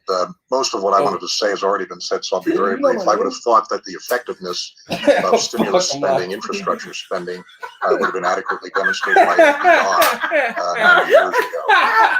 But more recently, we have the lesson of the Better Denver bonds that were put out Oh in my God, this is 2007, amazing. opposed to 2007, Amazing. That was the and best carried night out ever. in the 10-year period Carrie after Joy, that we miss you. during the Great Recession. And what the team found was that not only did the bids and the work come in under our budget, under our estimates, Change the but banner. it also allowed us to pool those savings and do even more projects. And now that we are in another recession, now is the perfect time to Yeah, we're not quite close provide yet, Brian. I jobs. promise And, we'll let you know when we are. And to echo Councilman Hines, it's also the perfect opportunity to lessen the impact on taxpayers by refinancing at a lower interest rate and paying them off earlier. So this bill makes complete sense, and I urge every member to support it. Thank you. Thank you, Councilmember Flynn. Councilwoman Sedabaka, you're back up. Yes, just wanted to thank you, Madam President. Just wanted to throw some final words out there. There is a relationship in the world that we're ignoring. When these rates go down, they're going down for a reason. And Our mayor's incentivizing black, us you to dumb take out more motherfucker. debt at the same time Thanks in for playing. exchange for that cost savings that we're perceiving. And so for regular people out there, it's like a cash out refinance of your home where you basically take out equity, more equity in order to pay back on, but you're buying down your points. And so it's a relationship that I think cancels itself out in the long run if we're still borrowing while we're experiencing some kind of decrease in our percentage rate. And so just wanted to throw that out there. I understand people feel very differently across the country and in our city about debt. And so still I'm a no. Appreciate you all humoring me. Thanks. All right. Thank you, Councilwoman. Councilman Clark. Thank you, Madam Chair. I just will respectfully disagree with the two analogies that have been used. Oh, this is very different than taking out credit card to spend, where you would have to pay for that. Hate him you have so a dedicated much. source of revenue for this. This is not eating into budget for anything else like you would if you're spending on your credit card. And now you have to choose between spending this money or that money. So that analogy is not relevant to what is going on here, nor is it accurate. And also, this is not a cash out refinance. This is refinancing our existing debt to lower our payments, reducing the total cost that Denver taxpayers will have on a suite of things that Denver voters already approved with No, that's not how it works. When you lower the payment now, you increase the net over time. I just wanted to be on the record saying that both of those analogies were inaccurate representations. I would like you to be on the record admitting that you're a dumbass. Existing debt, which brings our costs in down. the pocket of developers. This is spending that can go to jobs of and work the only that is time already you done speak and up and come have from a different anything to revenue say stream. is Not the eating very up something moment we else wish in you the shut budget, the fuck up. as increasing credit card spending when you have a decrease in income would be. Thank you, Madam Chair. Thank you, Councilman Clark. Councilwoman Sedabaka. Thank you, Madam President. Just to go on and clarify, it is the same thing because we're refinancing debt and taking out more debt. And it is similar in that we float the mills. So the city sets the multiplier when we're deciding what to multiply our assessed values at. And so that is something that directly affects the taxpayers anytime, especially during a crisis like this. So thank you.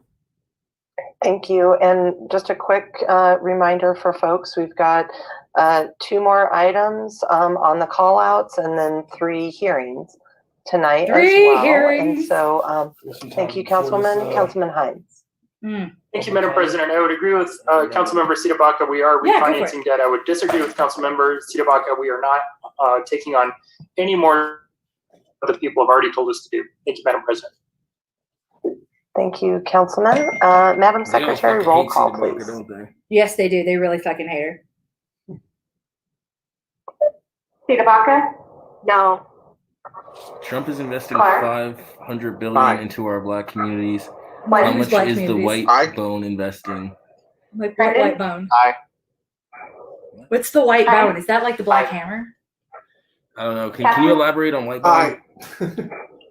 Kenny? Aye.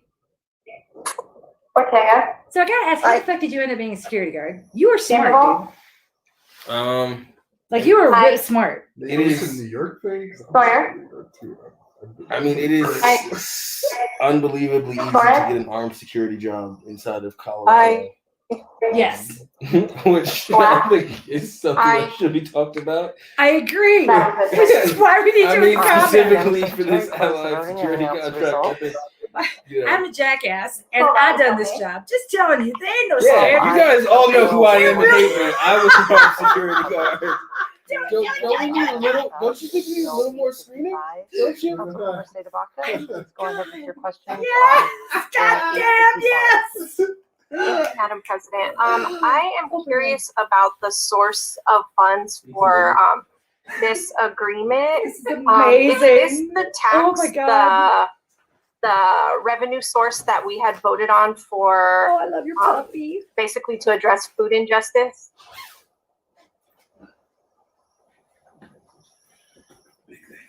We've got Lane up, I believe, to answer. Council members. Introduce yourself, please. I'm Lane Sadowski, I'm the Food Systems Administrator with Denver Department of Public Health and Environment, and I'm overseeing this project, also known as the Food and Communities Project. This is not synonymous with our Healthy Food for Kids tax initiative. There is a separate initiative that was voted for on the ballot and has established approximately $11 million a year to go towards healthy food for kids and related nutrition education. Councilmember Torres and Councilmember Ortega sit on the commission for that tax fund. This project is a neighborhood-based community food project where we've been working with communities in the East and West Colfax area and in the surrounding jurisdictions as well to hear from them about their concerns and needs when it comes to community food, to set goals, to establish action plans, and to support community-based pilot projects, as well as long-term policy change and systems change around supporting community food access in those areas. So the grant is citywide, but the pilot projects you're currently working on are both in District 3? They are, you don't remember my council district off the top of my head. They are in the East Colfax area and the West Colfax area. So they are sort of the East Colfax, Northwest Aurora area, Lakewood, Barnum, sort of neighborhoods. Awesome. And who are the primary partners on both sides of Colfax? Yeah, so in the communities, we're working with a number of different community-based organizations in each of the focus areas, as well as with the local public health agencies in Jefferson County and in the Tri-County Health Department. So in the West Side neighborhood, we are working with the Sun Valley Community Commission. We're working with the Juanita Nolasco housing development. We're working with the Co-op at First community organization, just to name a couple. And then on the east side, we're working with East Side Neighborhood Association, the R&O there. We're working with partners like the Village Exchange Center and several in Northwest Aurora as well. So it's a mix of different kinds of partners depending on the communities, and some of those partners have received grants to pilot projects in those neighborhoods. Awesome. Thank you very much for that clarification. That's it for my questions on that one, Madam President. All right. Thank you, Councilwoman. The next item up is Bill 1194. Councilmember Torres, will you please put Council Bill 1194 on the floor for publication? Move that Council Bill 20-1194 be ordered published. It has been moved and seconded. Questions or comments by members of council? Councilmember Sadabaka. Thank you, Madam Chair. Madam President, just wanted to call to attention. We've heard from many people over the last few weeks about the potential of gutting the Fair Elections Fund this year to fund our proposed council amendments. We've heard a lot of opposition to that idea. I stated it in our operations meeting last week, but I'll say it again for those tuning in for the first time. The way that this source fund for our amendments was unilaterally slipped into the letter by the mayor, or letter to the mayor by Councilman Flynn, was disrespectful to those of us who did our homework and proposed our own identified appropriate sources for each of the amendments that we proposed. The choice to defund fair elections instead of defunding the police or the militarized occupation of our communities by DPD and other private and partner local law enforcement entities was tone deaf to the hundreds of people who've devoted their time to us through emails, calls, testimony. As someone who's been chastised for direct filing and allegedly not engaging community, I find it ironic that we're voting on a direct file, defunding the clerk and recorder's office without having that office's support to get this fund. In fact, I reached out to them about the proposed idea when it happened, and they knew nothing about what was going on.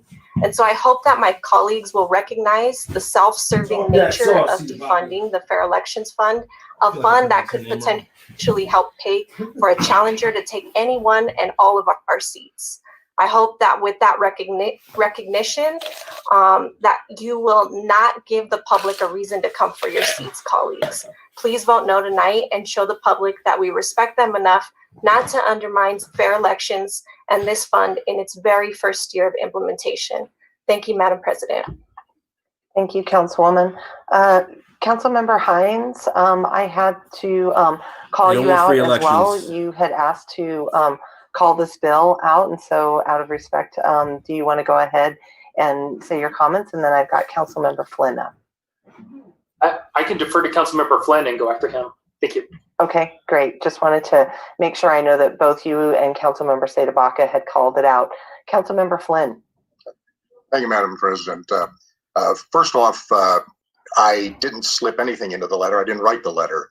I brought this up in our budget meetings as a potential source because after my study of the issue, I thought it was something we should consider. First of all, this does not gut the fund at all. It's not even close. The voters literally gave us the authority to consider suspending or reducing the general fund transfer in a year of a fiscal crisis. The group that wrote this ordinance included this provision in their initiative. Why was it put in there if they don't want us to consider it?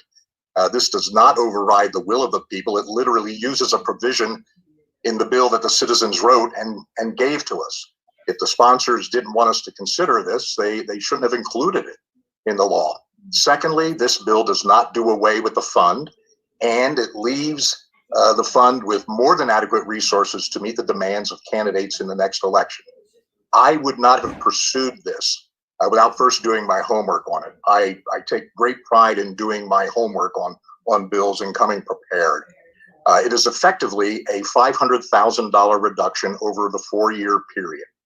The 2019 election was the most expensive we've ever had, with a very competitive mayor's race, 3 open seats, 3 incumbents defeated, would have used only $4 million of the $8 million fund.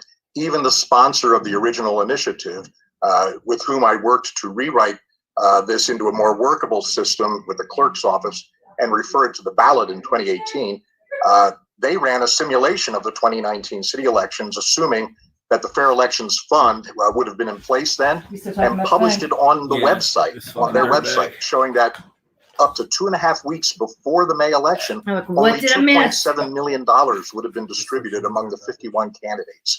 I would not have submitted this recommendation if I had any doubt that it would leave the if it fund doesn't have the eBay without label sufficient on resources. the outside of it, The recent like memo if that we got from the clerk's office significantly mail overestimates the amount that will be needed. I shared my analysis it with you all was a over the card weekend. that I looked like a demonstrated Christmas that card on by the outside, and when back-checking you opened it up, some of its gigantic assumptions penis came out and the was like, scenarios, and I "Eat found my multiple dick." areas where And it was just overinflated. I mean, it's funny, There was so until much cushion in these figures. It could have been written by the My Pillow guy. But I do understand, and I respect my colleagues who are persuaded otherwise and will vote differently. I realize that the votes aren't there here. Make sure it's coming to me. I could take this. But the optics that I was I concerned would be with like, hey, honey. is that with city workers, forced Got a to take suggestion for between tonight? 3 and 4 weeks You know, I would without have pay had fun with through that. furloughs this If I'd year been the and one trying next it. because of our budget crisis, Well, that we wouldn't consider a $500,000 reduction in the tax subsidies to our own campaigns. Thank you, Madam President. what is he talking Thank you, Councilmember Flynn. Councilmember Hines. Never has anything good to say. Thank you, Madam President. I know we have a lot going on tonight, so I want to be as brief as possible. This guy does a lot to keep us I from would totally say the hating clerk him, has and I performed his respect that. own analysis, and according to their analysis, the fund needs the money. The people voted to provide it. I trust Denver elections to know about elections. That's what they do after all. And when I have to decide between the validity of an elections analysis or a colleague analysis about elections, I'm going to trust elections. Also, I believe that the idea is to provide funding for everyone, not just incumbents. And I'm concerned that if we run out of funds, this could turn into an incumbent defense fund, not a fair elections fund. Thank you, Madam President. Thank you, Councilmember Hines. Councilman Cashman.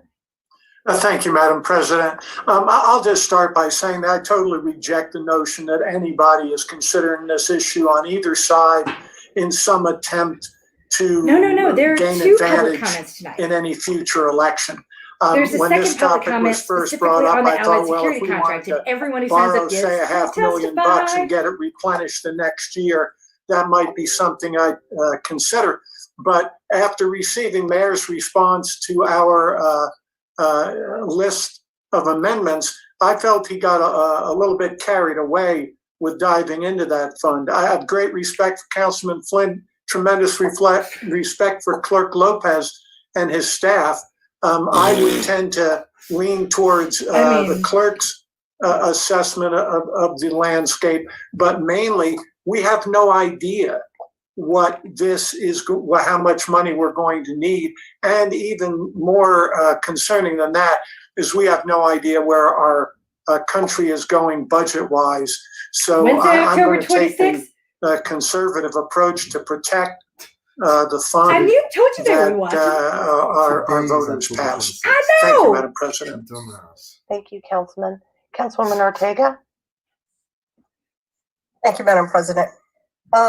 I won't repeat what my colleague Councilman Flynn already shared, but two things that I want to mention is that we basically have said that we're going to engage in a reimagining policing effort that is underway, and we were awaiting recommendations from that process to then determine what kinds of changes we might want to see to the police budget. Now, even aside from that, we identified as a priority to add more funding to the STAR program, which the mayor agreed to do. We, in the letter, offered basically of the items, $371,800 to come out of that fund or to take it away from the police recruit class. Secondly, I don't know how many of you are aware of a recent poll that has been done that looks at where the public is in regard to, support of policing in our city. We hear a lot from people who come to our meetings evidently on a regular basis. And I don't discount their input, the time's but already passed. there are a lot of other people that are in Genius. this Don't worry, city I'll pick a place who and a have time. You'll weighed have something in by the via end of this the week. poll.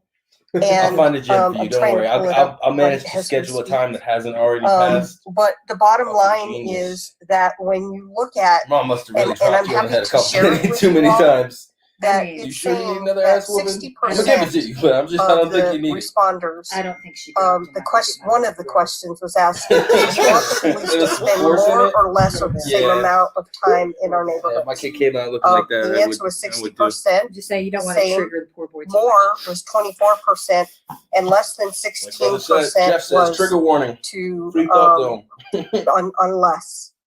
And so, So if you're such a badass, then why didn't that's you just say one Betty? of the questions. There are a couple of others I on would there. love to know. I think it's Personally. important to just kind of know and understand the sentiment of where the public is on that.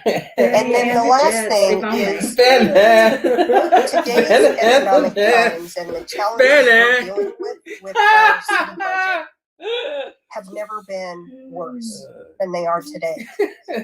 And the folks who drafted this particular bill gave city council, gave city leaders the option to look at that fund, not funding it fully in these kinds of conditions.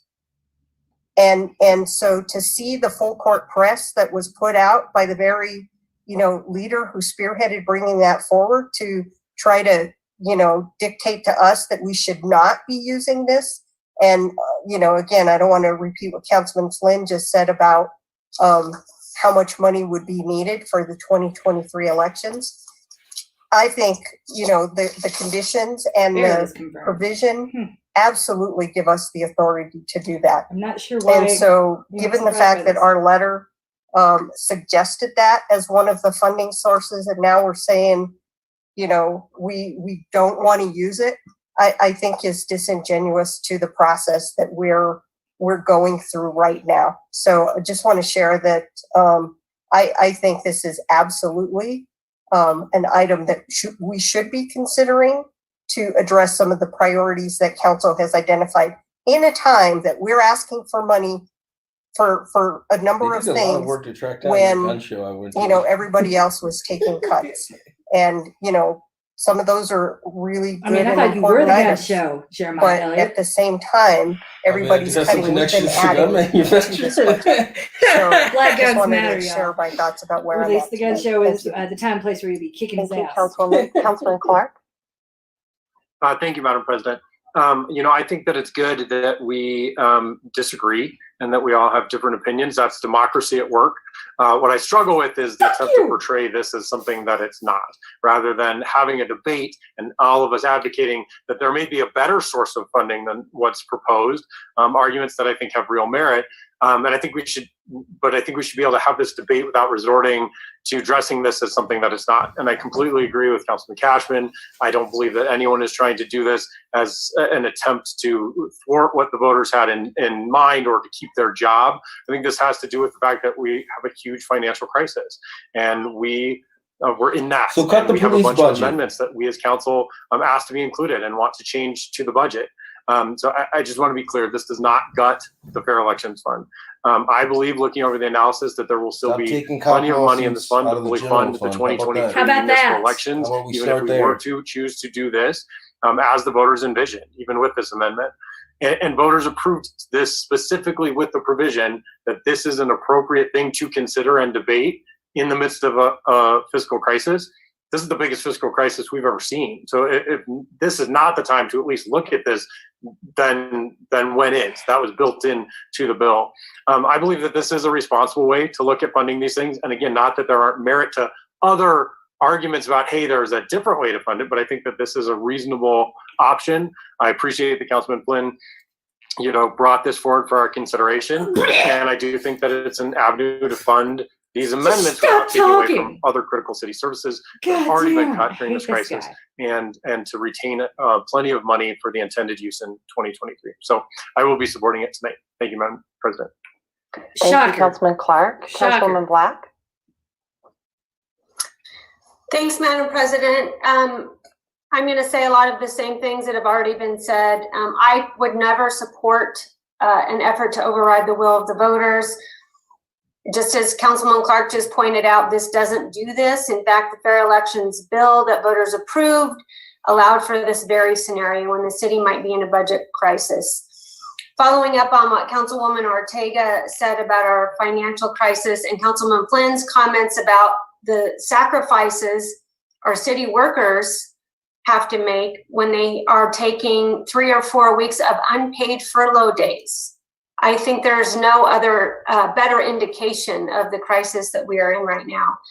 I do believe this bill ensures that the Fair Election Fund will be replenished so that adequate funds will be available for the 2023 election. Yeah, I, for one, will not be using any taxpayer dollars for my next campaign. I am Must going be to vote nice. yes tonight because in our letter that we all agreed to, we put the Fair Election Fund as a possible funding source. I don't know why we would have put that in the letter if we didn't think that it was a realistic option. So I agree that we don't have the votes here tonight, but just because of the fact that we put it in the letter, I will be voting yes tonight. Thank you, Madam President. Thank you, Councilwoman. Councilwoman Torres? Thank you, Madam President. Just commentary that you said 6 key recommendations to the mayor for budget changes with a number of suggestions for sources. You're like, me again. Set back. Yeah, why One more not? time. Approval for all those recommendations I got cut off. to come from the Fair Elections Fund. There were other sources identified, and I think we put thought into those, and I would like to make sure that that we go back hello, to Darlene those, Jones is here. Hello, next Darlene. week. While I believe the clerk made Being here is all that matters, effort Darlene. to support what the council might be going through right now. What might the council be going through right now? Not necessarily Council had a hard opposing time. this move as long as the fund was made whole again. Bless little But I don't buttons. think we need to dip into the fund to get these things funded. I think there are other sources within Still the love this city. court the best. Thank you, Madam It's hard President. to read when you have dyslexia. It's even Thank harder you, to read when you're Councilwoman. Councilwoman police. I mean, we need that on t-shirts. Excuse me. Thank you, Madam President. So I have been following this discussion really closely, and I think that it concerns me that there's a narrative in our country right now that it's all or nothing, and that two very subtle things that seem opposing can't be true. That it's all black and white, and I guess that I will just say that I feel like the letter was the function of a very crunched timeline. People did their best. Some people apparently had time to review it. Some people didn't. But there were not bad intentions there, right? But it was also true that it was rushed. And it is hard for human beings with the workload that this council has to meet very compressed timelines. So, in terms of the analysis, I think it's both true that fewer dollars would be needed under a scenario in the past, but I don't know what explains the clerk's difference in analysis, but I think people will behave differently in future elections where they know matching is possible. And so I think it is reasonable to say that we should go the conservative route and fully fund just in case to be prepared for this first cycle. And that's a prudent thing to assume that behavior would be different based on this law. It doesn't mean that someone, I don't know if that's why their analysis came out differently, but I think I think that if I were in a different timeline, I'm not interested in sacrificing some of the items on our amendment list, right? So I guess what I would say is if this were closer to passing, what I'd want to do is amend it and have it continue to second reading so that we can more thoroughly get a chance to evaluate whether or not things can pass with the sources that were proposed, right? So for example, I had this was listed as an option for one of the amendments that I worked on, which was the STAR contribution, but the STAR contribution exceeds the value of this entire contribution. So it does not, these dollars are not enough to fund our entire list, even if we were to approve this tonight, but they may be a source that could help a few items get over the finish line that might struggle. So I will just say that, I gave several conditions to Councilman Flynn on my support for this measure. One was that we didn't reduce the funding completely in 2020 because I thought it was important for the community to see the ongoing commitment to the fund. And the second was that it be restored to the full amount in the next year so that we would be made whole for this cycle. And I acknowledge we may be overfunding it for this cycle. We don't know. And I think it's fair for the community to see the full amount funded for one cycle. And then we can evaluate. If it really isn't $2.5 million, maybe we slow it down for the next cycle. things will also get more expensive in 4 years. So you can see Oh, that gosh. taking a conservative route Right. may continue to keep a balance. I'm but so you sorry. don't want the taxpayers' National dollars sitting there Dyslexia Month. unused. Let's have a little more So sensitivity. I to guess these that, you know, misspellings. if this I'm were, gonna do you better know, because I know better. a Thank you, 7-6 Jeremiah Elliott. type Safety situation fund or was spelled 6-7, incorrect. I might Call me say on let's that. I'll give him that. continue I'll give you that one. conversation for another week. You know, Twitter doesn't have So an that edit we button. can see if indeed this might be the source They needed to cried get out for some of one. these items over the finish line.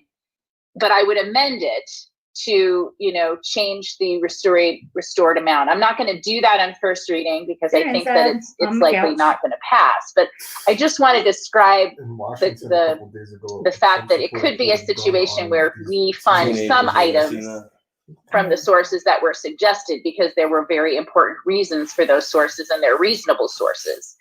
I think, for example, an $80 million parks budget can afford a $360,000 restroom expense, for example. I wouldn't suggest this or any other source for that. You know, there's a reason why that budget should be carrying this.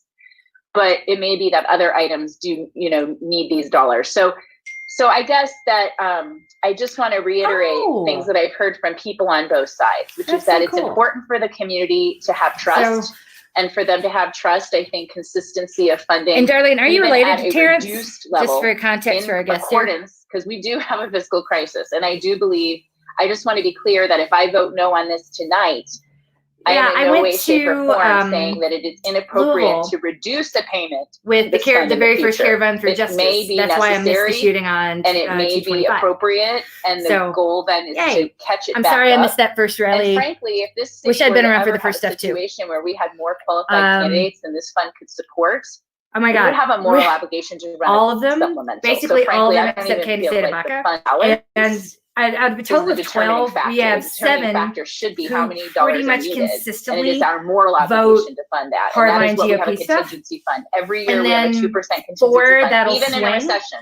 And we have a 2 2% that contingency more fund often for than not do the right unexpected thing. And these dollars could be, one always we does have the right thing. 5 That's Candy recalls or retirements that were before the end of the cycle. With Terrence and Lindsay or your 2022, for example, and we were not fully funded yet. We could then use a supplemental. That is what that contingency fund is for. So I just want to be clear: the value of fair elections is not under attack today. Even can be funding for fair elections is not under attack. We have a balance in the fund today, but I do think we have not given the right details in this proposal to fully support the trust of the community. By fully I'm an asshole, but that wasn't intentional. One full cycle. So I am likely a no tonight unless it looks like this, you know, is going to pass. In which case, then I will be moving to amend. Everybody's got to be nice to do the right thing. What's you done now? Thank you, Councilwoman. Councilman Herndon. Thank you, Madam President. I want to thank my colleagues who have articulated quite. Oh my God, this is the first time I've ever heard him speak. So I won't reiterate that nor repeat it. I think that in this particular case, we're doing just what the voters allowed us to do. And during the worst fiscal crisis, most people can argue ever, certainly in their recent history, to not even consider this source of funds, I think would be irresponsible. Because most other sources, and we could certainly have conversations about our reserves, but the percentage that we're at going lower than that would make me uncomfortable.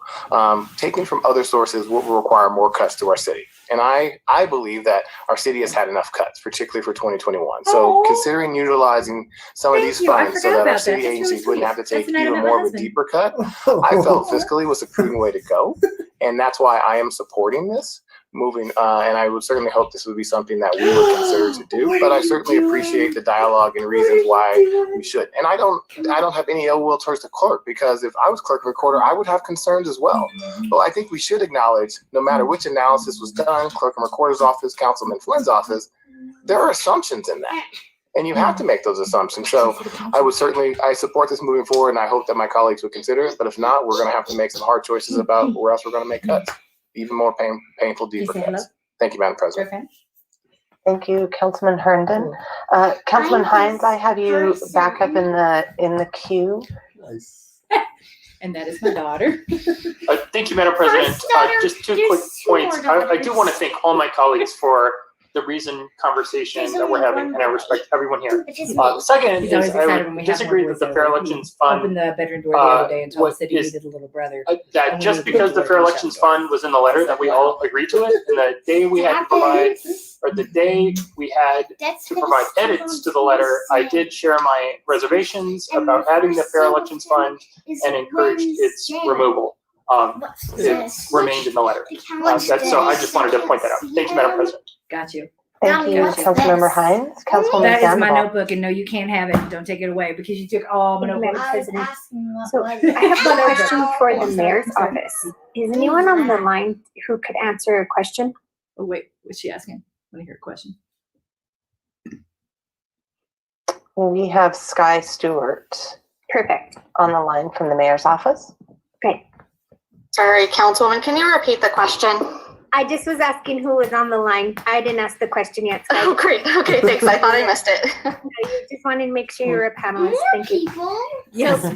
Hey, Sky.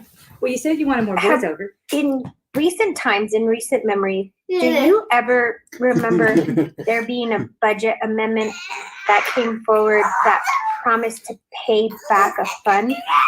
So I've been racking my brain and I've been going through all my notes Oh my since goodness! working So for Councilman Montero, starting in who 2012. has absolutely nothing And better I to can do never. I other called than a find out couple information people about me, and he who went back and served found as the elected days that I met your during daddy. the Great Isn't Recession. that so neat? No one can remember a proposal where we take money from a fund, but then promise to spend it again. Isn't that nice? How would that work? Your mom has a really big fan. So thanks for the question. In some ways, that's probably more of a legal question than it is No, I did not go to one for rugby me. practice. You He are showed up correct. I wasted don't after remember rugby a time when we made that kind of commitment. I think typically everything has to be subject to a council approval of appropriation. Yeah, you so know it would what? have to be considered on a He was so year-by-year drunk he wanted basis to show me based the on our tattoo on financial his leg. condition. And So he I don't couldn't remember it ever being in pull a his pant leg bill up 'cause he was wearing before. shorts. So he Certainly, stood up I to think take there his have pants been down, and I conversations was in the like, past "Ah!" and I ran away. about a number of different things where And I didn't talk to him for 2 years. there might be a priority identified that I know. there have been commitments to figuring out ways to get to that funding. But I think you're correct. I don't remember seeing it in a bill per se. I have to yell at the mayor, and I'm going to say a lot of curse words, so you probably don't need to hear it. Remind me just of the process. So Got it. Got it. Does I city promise. I'm council sorry. always propose to the mayor where we should get funding for our amendments from? Like I'm not What funds? Is that historically what happens? So another good question, and I would separate out the two processes, the informal process that comes with requests that come in the letter to the mayor, and then the formal budget amendment process, which starts now as part of the budget being in front of council for public hearing and action. In the case of the request letter, it has been it's been something that's been talked about every year. I think we have always encouraged council members to think about what sources it might come from, but it has not been provided every year. It has depended on the council. I think probably depended on the economic condition, but many times it has been that requests come in and sort of say, use your judgment where these dollars would come from. Certainly when you are in the formal budget amendment process, you would have to identify that source, which means that you are, addressing both the new funding you want to create and what you think should be reduced. Click the hashtag. As part of trying to have a collaborative process. I've been It's through always enough in helpful to 2020. have those discussions and those suggestions put forward, but it's not a requirement in that Fair budget enough. There was a request woman in letter. hospice who So said it it's a has couple varied over the years. Sometimes we have had it was sources a good night, identified as far as I was concerned. or It suggested, was a really and good night. sometimes we have not. And in that same way, sometimes the mayor has taken those suggestions. I know, and right? sometimes She was like, I got nothing to lose, whatever, I'm getting in on this. Yay. Thank you, Sky, for those questions. So I just want to say this one is it's challenging to have a discussion. I know, Councilman Flynn, that you didn't have the opportunity to push this through committee. it's challenging to have direct files come. And I don't think that you did this to hide anything. It just was the time crunch that we always find ourselves. You weren't this gentle when right now. Candy went Some to direct public file comment was things. made that you were attempted to do this to hide something, and I don't think that was your intent. I think your intent was to be fiscally responsible, and you saw this as a fund. So with that, I'll just continue listening to my colleagues. Thank you, Madam President. Thank you, Councilwoman Sandoval. Councilman Flynn, we've got you back up. And then I don't think we have heard from Councilwoman Sawyer yet tonight. Oh, in this conversation. So wanted to ask Councilman Flynn if it's okay if I bounce over to Councilwoman Sawyer. All right, thank you. Go ahead, Councilwoman. Thank you. I really appreciate it. Sorry, I And was it's only like 7 shouting to o'clock. my family to turn down the TV in the background, working from home. Sorry about that. Thanks, Madam President. Taking this seriously. I know. I really appreciate this conversation with all of my council members, and very much appreciate Councilman Flynn's position. I think, it was thoughtful, and I certainly think it came from the right place. I have said many times I did not support this.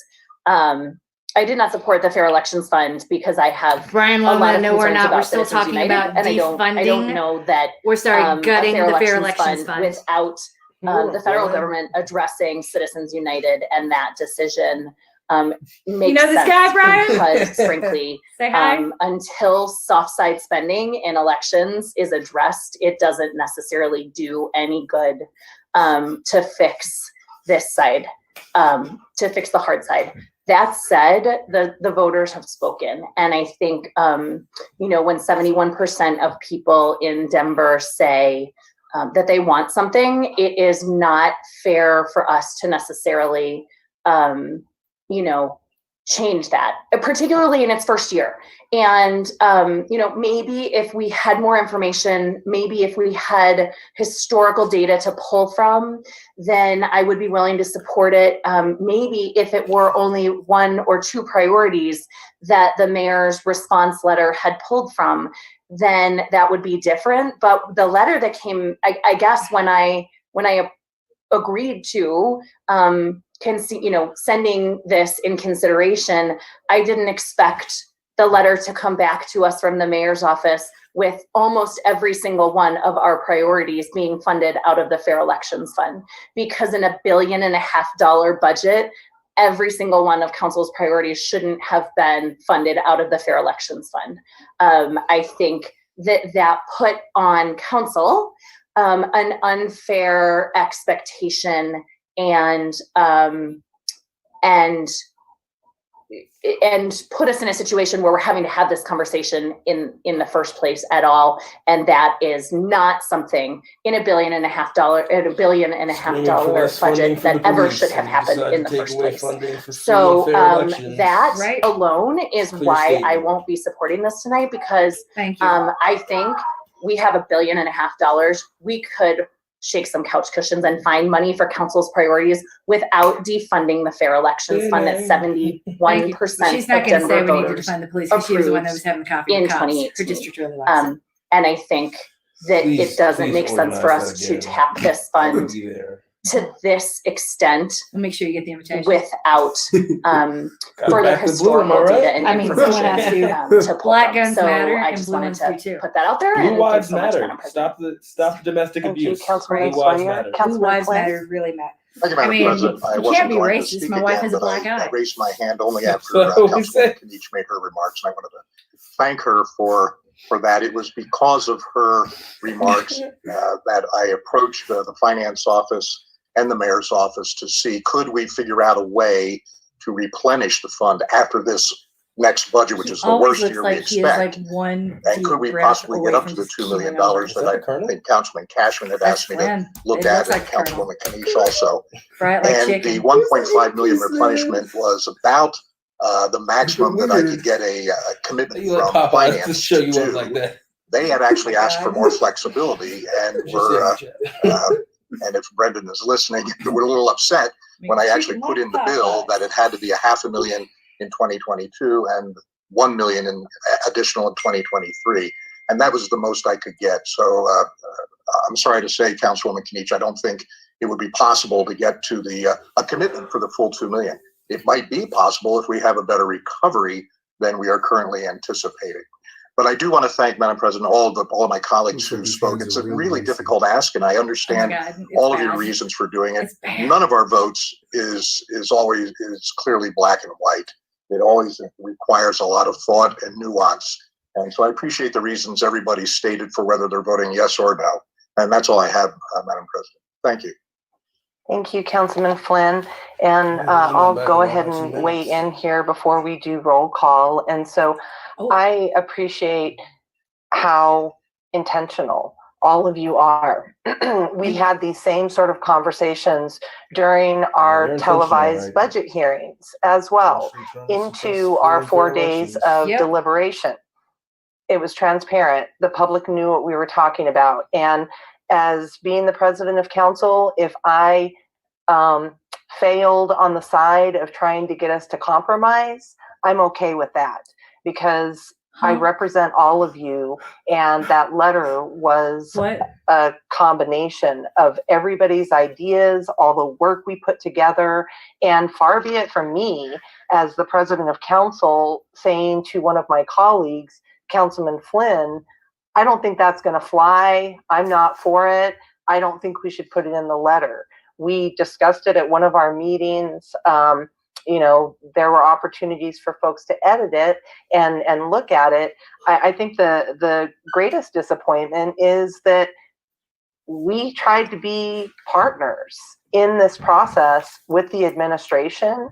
And unfortunately, through sitting through and listening to all of our budget hearings, there was great, just great allowances taken with utilizing the Fair Election Fund for all of our asks. I mean, we asked for $3 million for the STAR expansion, Citizen Oversight Board. That should have been over $91,000. And so, you know, unfortunately, with it being such a difficult budget year, I figured we were going to be in some sort of conversation like this. I just didn't anticipate that there wasn't going to be that back and forth, especially on the items that we intentionally did not list the Fair Elections Fund, and there was no discussion or other options given to that. We could have put That's why I had to no start doing it funding this way. I'm source like, in I our can either letter, make my and it jackass still comments could have and get come other back people to watch it with hopefully, utilize or the Fair Elections Fund, I can sit here and try not to you're sleep just not and going feel to bad get about any it. of these So, asks. And funny so enough, when I I open my wanted mouth and to the other one fuck right off, I don't feel bad about it kind at of the all. history as I So, saw it and what we did. And honestly, like there was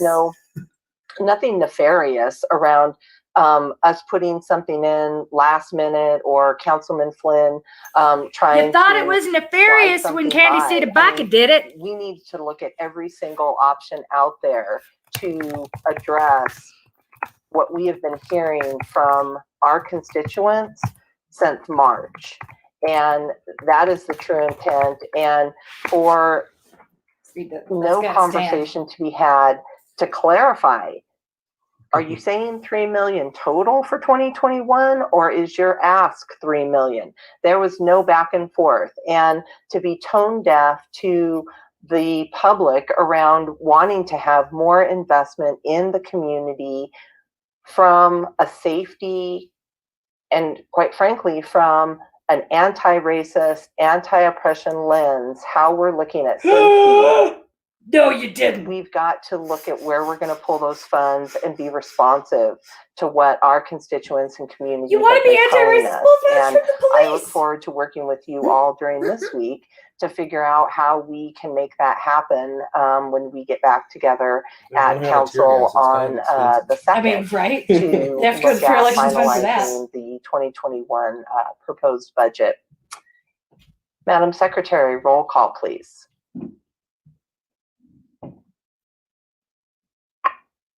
Sadabaka? No. Clark? Aye. Can you say fuck no, Sadabaka? Flynn?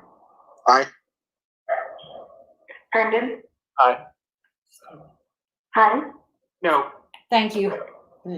Cashman? No. Wow, that's Whoa. a surprise. Pass. Ortega? Yes. That's not a surprise. Sandoval? No. Sawyer? No. Torres?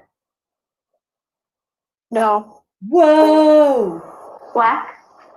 Yes. Fuck you. Kanish? No. Thank you. Madam President? No. Madam Secretary, close the voting and announce the results. 5 ayes, 8 nays. You may actually give a shit about a free 5 ayes, shit. 8 Holy nays. shit. Council Bill 1194 has failed. That concludes the items to be called out. All other bills for introduction are ordered Pre-ejection, no, I need to published. change it. Council Election, members, pre-election. remember this is a consent or block vote and you will need to vote aye. Otherwise, this is your last chance to call out an item for a separate vote. Councilmember Torres, will you please put the resolutions for adoption and bills on final consideration for final passage on the floor? Wow. I move that resolutions be adopted and bills on final consideration be placed upon final consideration and do pass in a block for the following items: 20-1108, 20-1109, 20-1085, 20-1107, 20-1163, 20-905, 20-1113, 20-0931, 20-1080, 20-1111, 20-1058, 20-1054, 20-1073, 20-1050, and 20-1051. It has been moved and seconded. Oh, thank you, Councilman Herndon. Madam Secretary, roll call. Black? Aye. Tina Baca? Aye.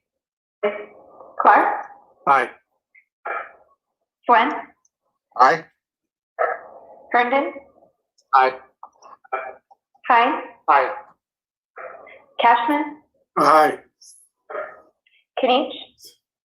Aye. Ortega? Aye. Sandoval?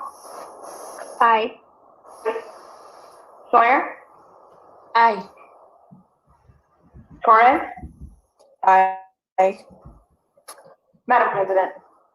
Aye. Madam Secretary, close the voting and announce the results.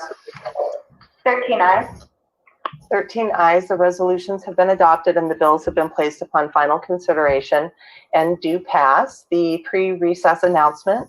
Tonight, there will be a required public hearing on Council Bill 929, changing the zoning classification of 1290 William Street in Cheeseman Park, a required public hearing on the mayor's proposed 2021 budget, and a 30-minute courtesy public hearing on Council Resolution 1042, approving a proposed agreement between the City and County of Denver and Universal Protection Service, LP, for security personnel services. Anyone wishing to speak on any of these matters must go online to sign up during the recess of council. If there are no objections from members of council, we will take a 10-minute recess. Council members, please remember to turn off your cameras and mute your microphones, and we will return at 7:38 p.m. Wow. All right. So it'd be really clear, guys. Be really, really clear. Y'all need to get in there. And no, Candy has spoken on. Okay, let's do all this. So what's happening right now is that the attempt that Flynn did something crappy. It's called a direct file. Remember when all of city council started like yelling at Candy and being really snarky about the fact that she had direct filed some resolutions about please stop killing Black people? And they're like, this is not appropriate process. And I just can't believe you would skip committee, Candy Sidabaka. And they were so terrible to her about it. So much so it made my kid cry. And that's the last time she's watched city council. So that was cute when it just ran in the pajamas. Yeah, fuck you, city council. You made her cry because of the way you treated Candy Sidabaka. So off of that night, now they're all bending over backwards to be like, oh, Flynn, we know you didn't do this direct file to be nefarious, that we're in a budget crisis, and we're really anti-racist. Like, first of all, if you happen to remind me that you aren't a racist, then you probably just did something really fucking racist. Hello? Most white people know this. Get a clue. Second, I truly thought that they were going to gut the Fair Elections Fund. I didn't think, honestly, I mean, this is another one of those times when I am pleasantly surprised, and I like being wrong. They act with impunity and have done so unchecked for so long because these hearings are boring and they all check out. I mean, you can see like we're checking our phones. Even for us, it can be a struggle to stay engaged in what's happening, but we have to, you guys. They're about to take $3 million and buy a plot of land from the Denver Police Activities Fund at over $1 million over its valued price, right? It's valued at $2 million, like $1.8 million actually, and we're buying it for $3 million. That's kind of correct. We're giving we're handing a nonprofit arm related to the police $1.2 million in the middle of a downturn. I wonder what we could do with that if we were to give it to Denver Homeless Out Loud, if we were to try to like even buy up some hotel space to take care of the unhoused with it being so fucking cold outside. But here we go. Here we are. They're not going to raid the free election fund, which I truly thought they were going to stop. And why? Because they're racist. And the fair election fund is how Candace Tabaka got a toehold in and was able to raise $150,000 necessary to win her district. And that was like 3,000 votes. So you do the math on that. Each vote is pretty freaking expensive. And without this fund, unless you are in the developer's pockets, you're not going to have enough money to be able to run for a seat. So that's why this matters. And that's why it's important. And that's also why they want rid of it. But next on the agenda, we get to talk about the Allied Security Contract. And I hear you got comments. Can you, in your vast experience, I got to say, everybody, you met Jeremiah Elliott? Just saying, you might have heard his name once or twice. He's got things to say, brilliant things. I think my favorite tonight so far has been, it's hard to read if you have dyslexia. It's even harder if you've been shot to death by cops. Yeah, That's so right. I definitely have some opinions on the Allied Security Contract. I think that among other events, the recent events that recently occurred with security guards in Denver, I think it's underscored the importance of proper training for armed security guards. In the majority of Colorado, you need zero training or licensing to be an armed security guard, and what little training and licensing that they do for exercising licenses inside Denver is disgusting. That's why we have undertrained individuals in our police force and in the armed security function of that. So we definitely need more training when it comes to security inside of Denver and inside Colorado as a greater whole. For one, we need on a state level licensing for armed security. Now, you're not just throwing shade on that person at 9 News when you say this, right? No, I think that the actions of the individual of the security guard acting was in self-defense. So I'm not throwing shade to him, but I think in light of those events, it does bring attention to the fact that security guards as a whole inside of Colorado and inside of Denver don't have the necessary training that they need. And you know this because you worked as a security guard. Yes, I have worked as an armed security guard inside Colorado. And so, and I say this only because if you follow our boyfriend, he has words, he misspells words, but he uses them still. And has mentioned that you worked in this capacity for only a week and did not have a license to be an armed security guard. So is there such thing as a license to be an armed security guard? And do you need one? In 3 counties inside of Colorado, there is a license that is required to do armed security. But generally speaking, for the state of Colorado, you aren't required to have a license. I did participate in some training, some 16-hour course or whatever, but it's relatively minimal training. It's similar to the same training you get, the minimum amount of training you need to get a CCW in the state of Colorado. For the most part, armed security guards outside of Denver and Glendale, and I forget the 3rd county, are just individuals who are legally allowed to possess a firearm. So it's like so it's actually kind of like Lyft, like you're more likely to get the job if you already have a car. Yeah, you just bring your own gun kind of job. Awesome. Yeah, there are people doing that for free. I feel like people that know that. So how do you feel about this Allied Security Contract? I mean, were you aware of it before all of this? I mean, because evidently you're a registered Republican. Yeah, I know. I mean, like throwing that one out there. Could you remind him again? Because I know some people are watching right now. Why you became a registered Republican? I think it's important to vote in primaries. You can determine who's going to be on the other side.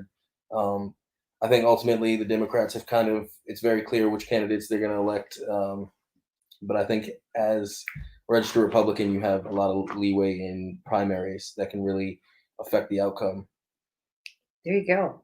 This is a man who wants power and isn't afraid to grab for it, even if it means registering as a Republican so everyone can tear you apart in the comments of the Brother Jeff show.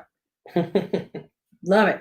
So what made you decide to become a security guard? Didn't you just, you could just be a motherfucker with a gun? Yeah. That was it, pretty much. I mean, you could just do that without having. You could just do that. Pays you for it. That's fair. Just get paid to be the guy.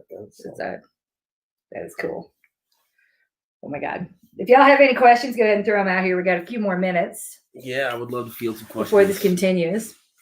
Where's Casper? Where's Casper? Casper doesn't come here. I know he doesn't. No, he knows it's called the president. Who wouldn't want to? Hate it when they have a total. Oh, here it is. Sometimes you have to get close to the enemy to know what they're doing. Correct. Called counterintelligence, and that is that's Jeremiah all the way.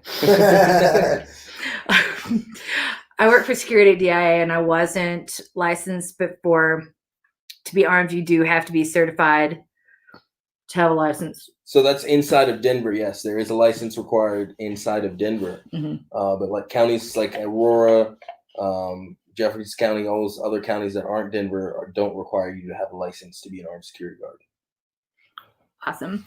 So, and to clear up what we were saying a minute ago about dyslexia, we aren't specifically making fun of dyslexia. What we were saying was they were trying to pass a motion in city council that it was National Dyslexia Awareness Month. And Jeremiah made the point that, well, it's dyslexia makes it hard to read, but it's even harder to read if you've been shot to death by the police. And that seems to be a valid point. So we feel like it's important, but maybe there are other things we could be talking about right now, like the homeless people dying in the street and the need to defund the police in order to kill maybe just a fewer. I think what you're trying to say was it was so easy for city council to point out and to make us aware and recognize dyslexia. I think they're not as quick to recognize the violence by the police force here inside of Denver. You're so good with words. You need to run for office. Oh, I am. It's coming soon. Coming soon to a ballot box near you. Yes. Do we have to? Well, we have to register red to vote for you. Yes.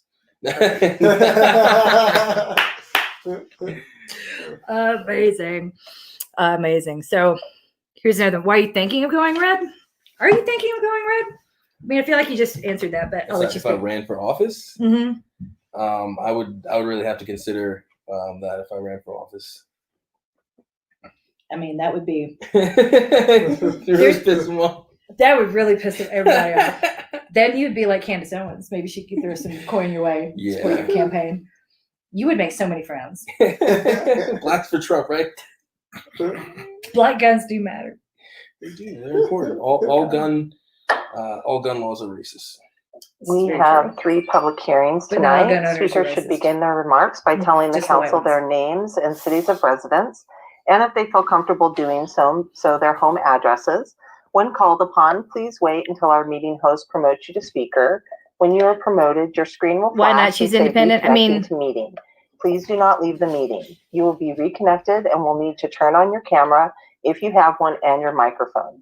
If you are signed up to answer questions only, state your name and note that you are available for questions of council. Speakers will have 3 minutes. There will be no yielding of time. You will see your time flash on the screen when you have 30 seconds left. Speakers must stay on the topic of the hearing and must direct their comments to council members. Please refrain from profane or obscene speech. Direct your comments to council as a whole, and please refrain from individual or personal attacks. Quit saying that, because I haven't heard it. I have to abide by it, please put Council Bill 929 on the floor for passage. If I don't know the rule, I can break it. Ignorance to the law is... It's bliss. I don't think that's how the rest of that goes. Council Bill 20-929 be placed upon final consideration and do pass. Second. It has been moved and seconded by Councilman Flynn. The required public hearing for Council Bill 20-0929 is open. May we have the staff report, please? Yes, thank you. Scott Robinson with Community Planning and Development. This is a request to rezone 1290 William Street from GMU 20 U03 to PUD. See, again, they do this shit first, hoping we'll drop off. Nope. The property is located in Council District 10 in the Cheeseman Park neighborhood. Is at the southeast corner of William Street and 13th Avenue, just on the north side of Cheeseman Park. The property is about 17,000 square feet and is the home of the Tiered McFarland House. The request, as I said, is to rezone from GMU 20 U03, which is general urban neighborhood context, multi-unit residential zoning with a 20-story maximum height. And the U03 is the historic structure use overlay, which allows additional non-residential uses. Make anal great again. Someone's got it. An art studio, a bed and breakfast, and non-medical offices in historic structures. The request is to rezone, as I said, to PUD G23, which is a form of custom zoning. So I'll go into more detail in what's in that in a minute. The applicants are requesting to rezone the property to allow for construction of the new annex building and allow for more diversity of uses. As I mentioned, the property is home to the Tiered McFarland House, which is a Denver landmark built in 1899 and landmarked in 1972. You can see the Tiered McFarland House is in the center of the property there, and then in the bottom right, the southeast corner of the property is what's called the annex building. It was built around 1980 and is not. I'm not gonna lie, y'all, this is the worst. This is the time to play Candy Crush. The applicants would like to like, oh no. You can see the existing zoning. Properties to the west are the same GMU 20 U03. To the north is GMU 3. So three-story zoning. To the east is another PUD and custom zoning. And then to the south is open space zoning for the park. I'm glad that landed because he actually did that. He's like, well, you didn't put it over here, so how was I supposed to know? Mostly surrounded by multi-unit residential and single-unit residential with a variety of mixed use, commercial. No, there's no direct filing in the Fleming household.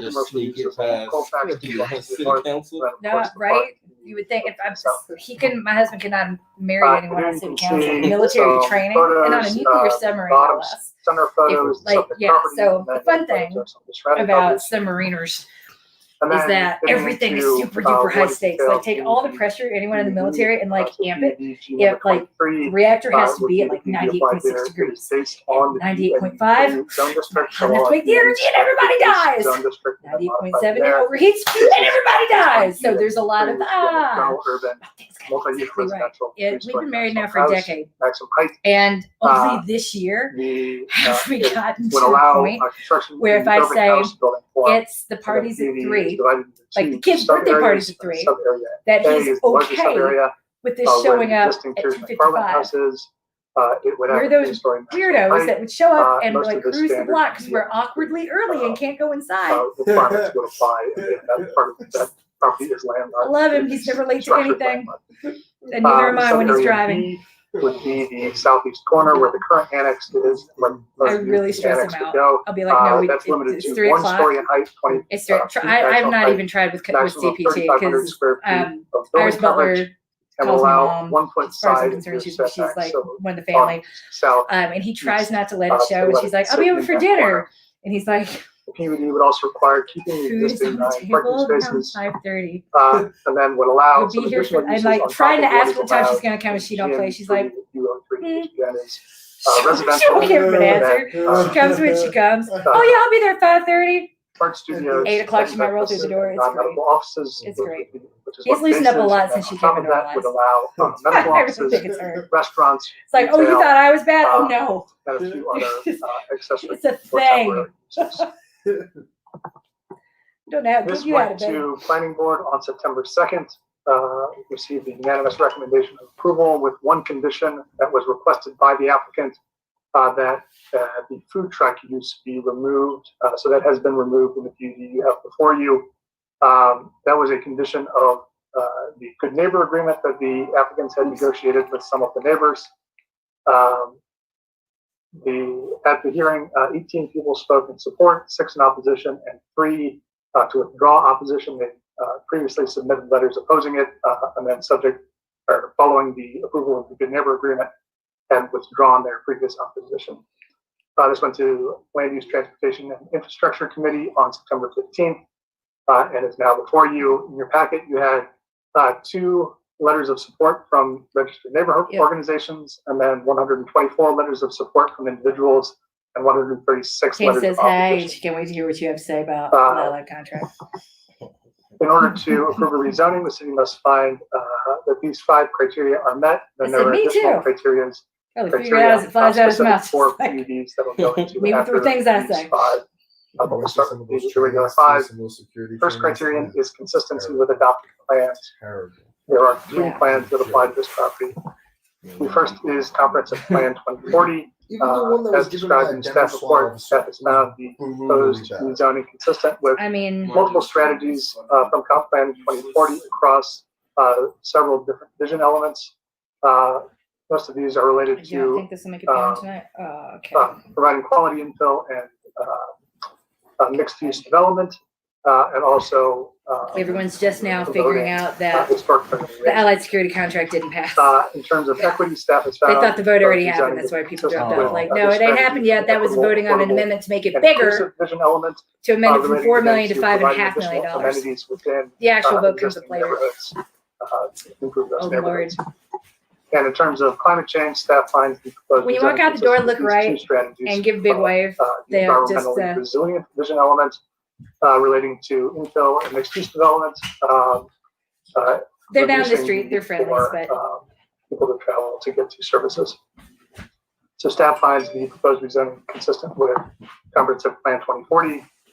The next plan is Blueprint Denver from 2019. The future neighborhood context designation for this property is general urban, which calls for generally multi-unit residential with this is how you know a developer's own the city. This is all we talk about at city council. Like the one day we found the pickleball court. And commercials should be in a variety of building forms, that unhoused people can't afford, such as this. And white people don't want to live near. The future place designation is high residential, which again calls for predominantly residential, but commercial uses should be interspersed throughout, which is appropriate in this location. 13th Avenue that door is the worst. Designated as residential arterial street, which again calls for primarily residential, but also may include a variety of other uses, including small retail nodes. The growth strategy designation is all other areas of the city, which is intended to accommodate 10% of new jobs and 20% of new housing by 2040. And then Blueprint Denver also includes additional strategies and recommendations that apply here, including multiple strategies about historic preservation. So the PUD would help preserve the existing Tears McFarland House and help with adaptive reuse so that it can be continued to be used and preserved going into the future. So there are multiple strategies that the proposed PUD is consistent with along those lines. And then Blueprint Denver also includes recommendations around using custom zoning such as PUDs, and says they generally should not be used except where there are extraordinary circumstances and there's not a standard zone district that would fit. And that's the situation in this case. There's no standard zone district with the existing landmarked house that would allow reasonable development of the property and without an unreasonable number of waivers or conditions. So PUD is appropriate tool in this location and for this this proposed development. So staff finds the proposed rezoning consistent with Blueprint Denver. The third plan is the recently adopted East Central Area Plan. It has the same context and place designation as Blueprint Denver, general urban high residential, and those definitions are consistent. And as I just went over, the proposed PUD is consistent with those designations.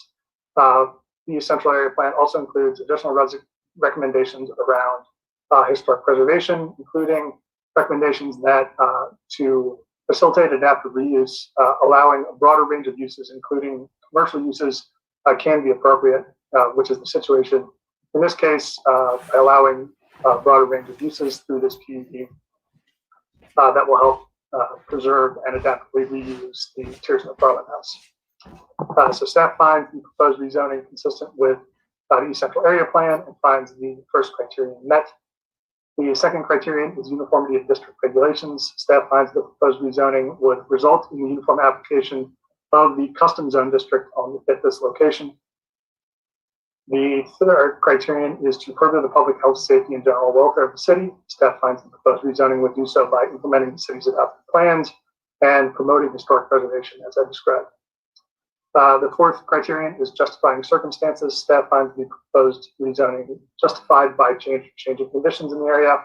There has been some new development in the surrounding blocks, increasing the population, increasing the number of people in need of services. So allowing a broader range of services here is appropriate.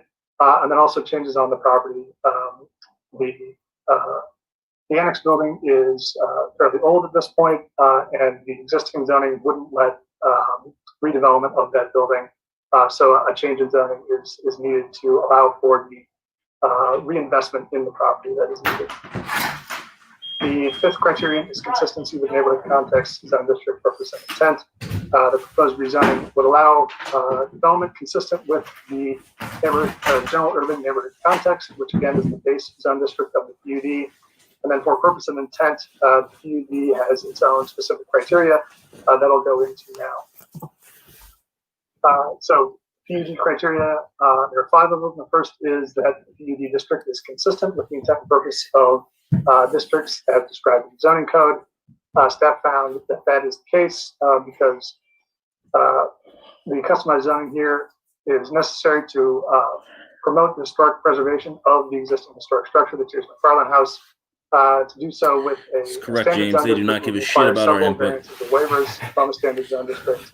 So in this case, PUD is appropriate. It would allow for diversification in the use of land by allowing more uses at this location, while also maintaining a development pattern that is compatible with the established neighborhood in character and design.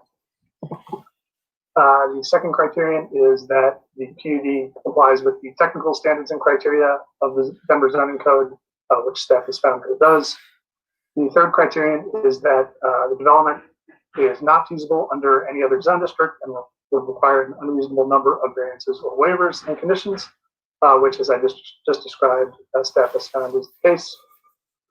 The fourth criterion, a PUD district would establish permitted uses that are compatible with the existing land uses. As described in the plan analysis, a wider range of commercial uses are appropriate here, so staff finds that this criterion is met. And the fifth criterion, that the PUD would establish permitted building forms that are compatible with adjacent building forms. Again, the allowed building form under the PUD is the urban house, which is consistent with the general urban and GMU context of the surrounding area. So staff finds the PUD criteria are met and recommends approval, finding all criteria have been met. I will be happy to answer any questions. Thank you. Thank you, Scott, for the report. Tonight, Council has received 3 written comments on Council Bill 929. There are 2 submitted comments in favor of the bill and 1 submitted comment in opposition of the application. All members of Council that are present have certified that they have read each of the submitted written comments. Do any members need more time in order to read all of the written testimony that was submitted? Seeing no hands raised, Council Secretary, let the record reflect that all written testimony in favor and in opposition of Council Bill 929 have been read by each member of Council, and all written testimony will be submitted to the official record of the hearing. Tonight, we have 22 individuals signed up to speak this evening. And I wanted to just remind folks that we also have the hearing on the mayor's proposed budget and another hearing after this one. And so if you feel like you're repeating what others have said before, if you could keep your comments to a minimum, that would be much appreciated. Our first speaker that we're going to be bringing up is Bruce O'Donnell.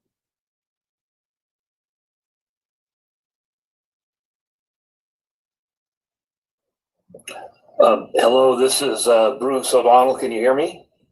Go ahead, Bruce. Thank you, Madam President and members of council. Bruce O'Donnell, 386 Emerson Street in Denver, and I'm the owner's rep on this rezoning application. As identified in CPD staff report recommending approval and also planning board unanimously recommending approval of the rezoning request, this application meets the legal criteria for the rezoning. It's consistent with and supported by and implements many goals of the city's adopted plans, including Comp Plan 2040, Blueprint Denver, and the Capitol Hill Cheeseman Park Neighborhood Plan. And more recently, the East Central Area Plan has been adopted. And this specifically is an implementation step of the East Central Area Plan, which wants to facilitate compatible infill development and facilitate adaptive reuse of historic structures by allowing a broader range of uses, including compatible commercial uses and appropriate additions. It's not. We're a third world Extensive community outreach over more than 2 years has taken place to garner support and get neighborhood input on the result of this, which has included focus groups, surveys, open houses, and numerous meetings. And this effort culminated in our executing a good neighbor agreement with our immediate neighbors on the HOAs of both next door sides of us to the east and west. This good neighbor agreement has been recorded in the Denver Clerk and Recorder's Office.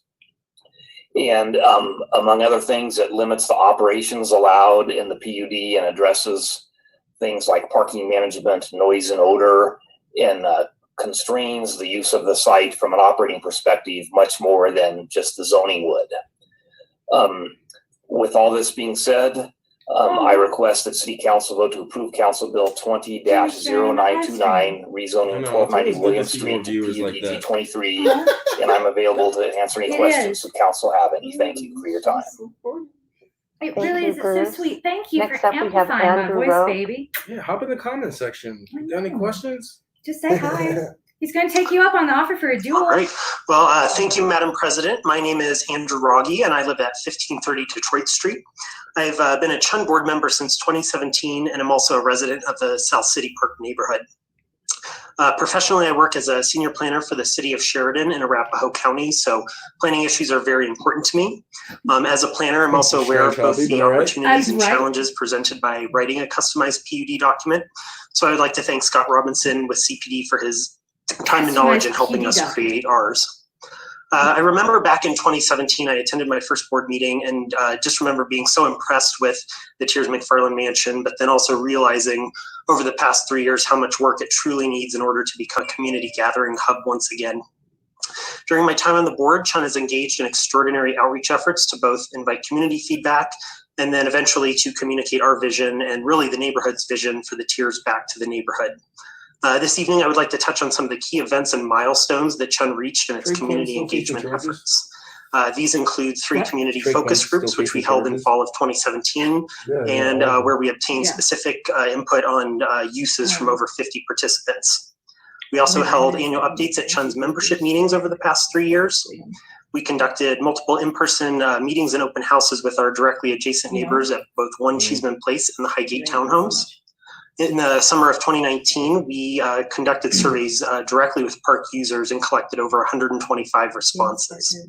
The project has also been featured in multiple articles in Life on Capitol Hill and other local publications.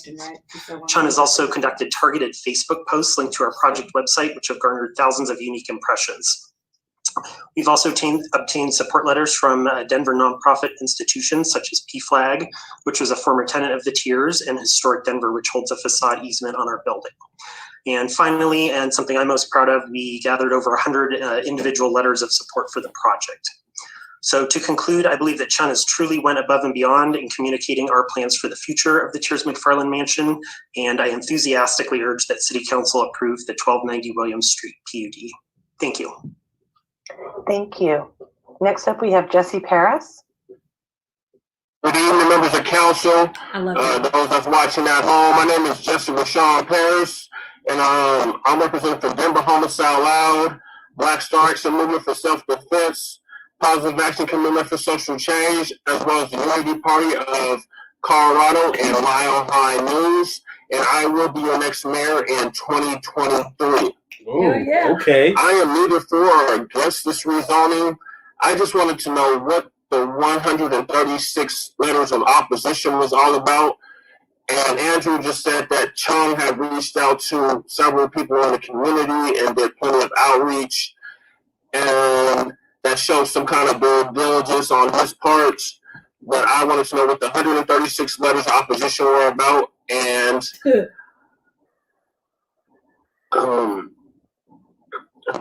train.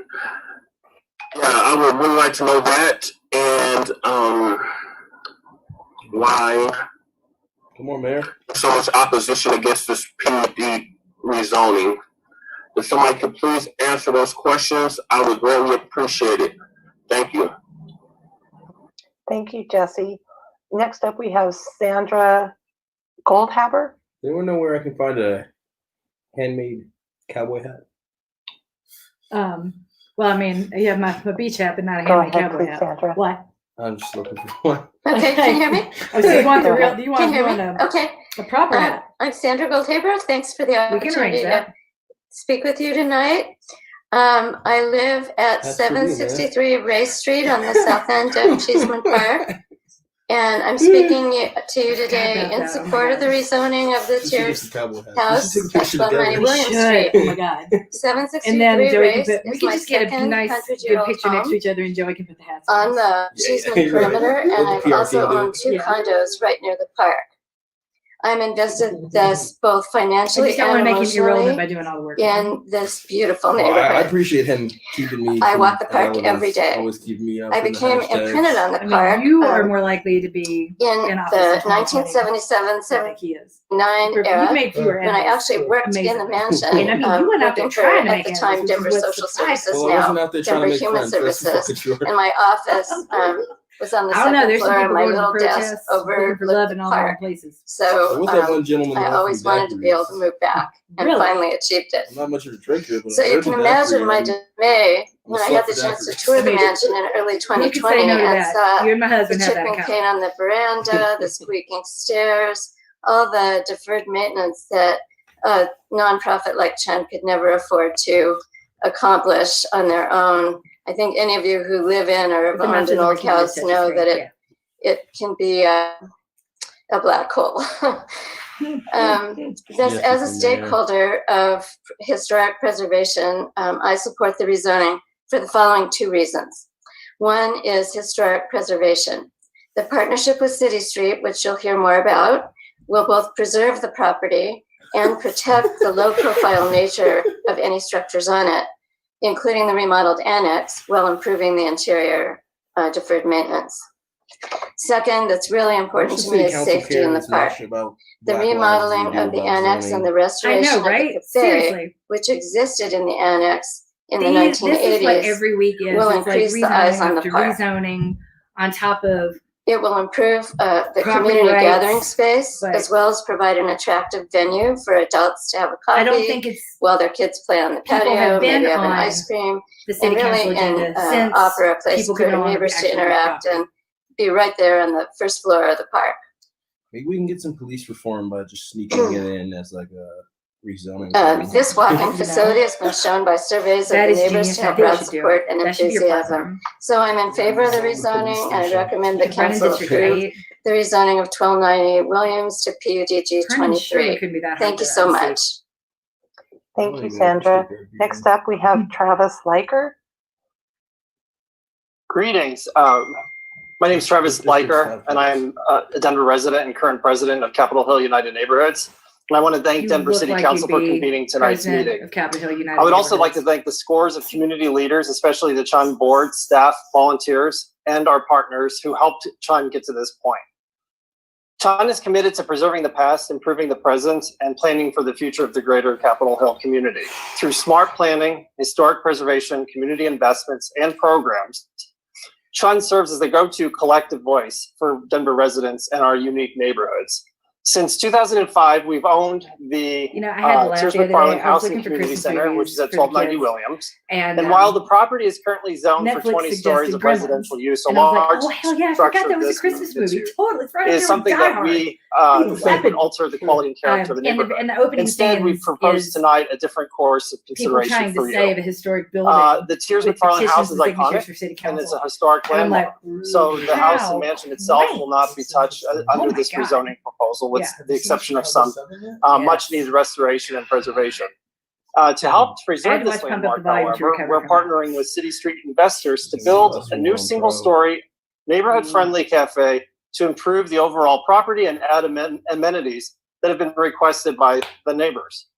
All homes, and especially older ones like this, need much needed maintenance and updating, especially after 4 decades of deferred maintenance. The revenues collected from the cafe will keep the mansion updated, historic, and iconic. It will also allow Chun to deliver its critical neighborhood services, investments, and programs for decades to come.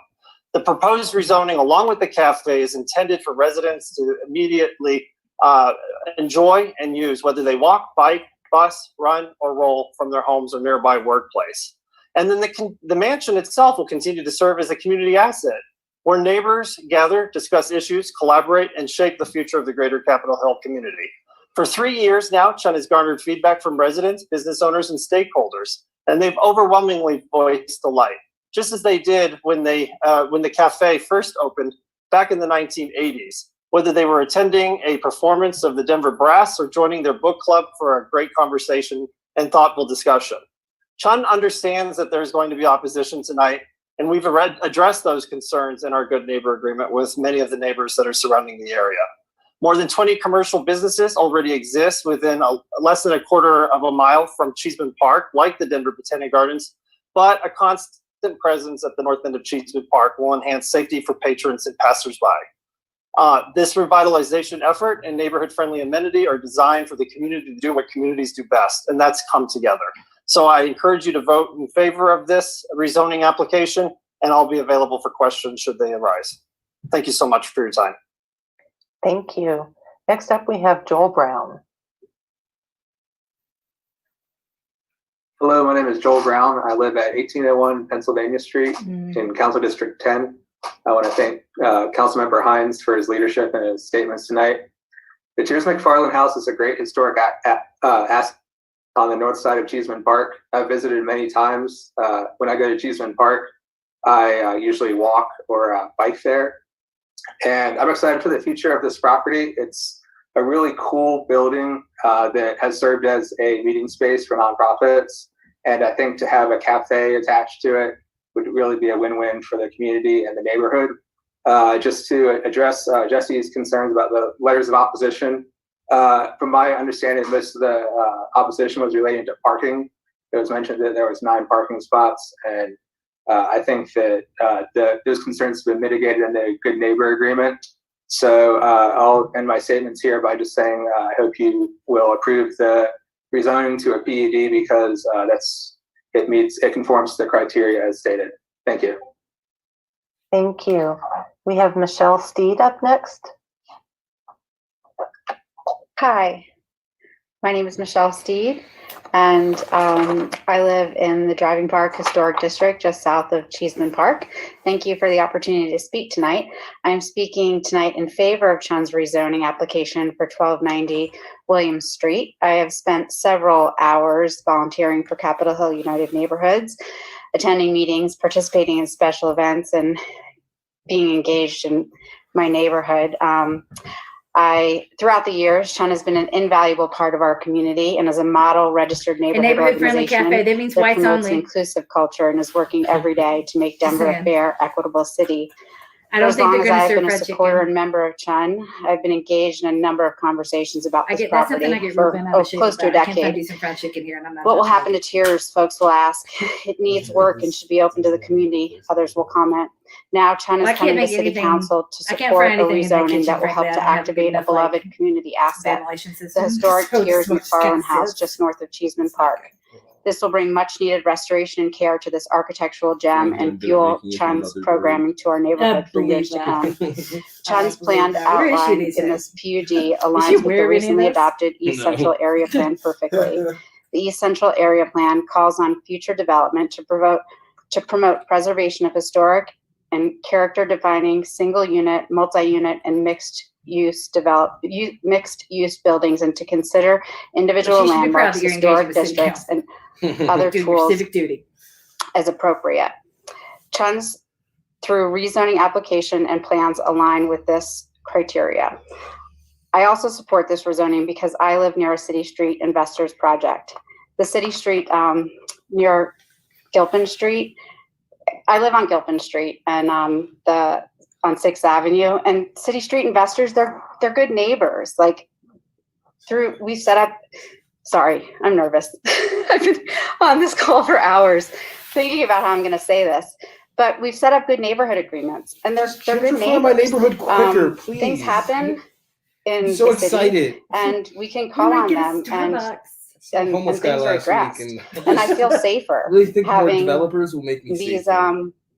Businesses And around. more police. And I want you to vote in favor of this rezoning so that I can go to the north side of the park and enjoy the Tears McFarland building being updated and having a cafe.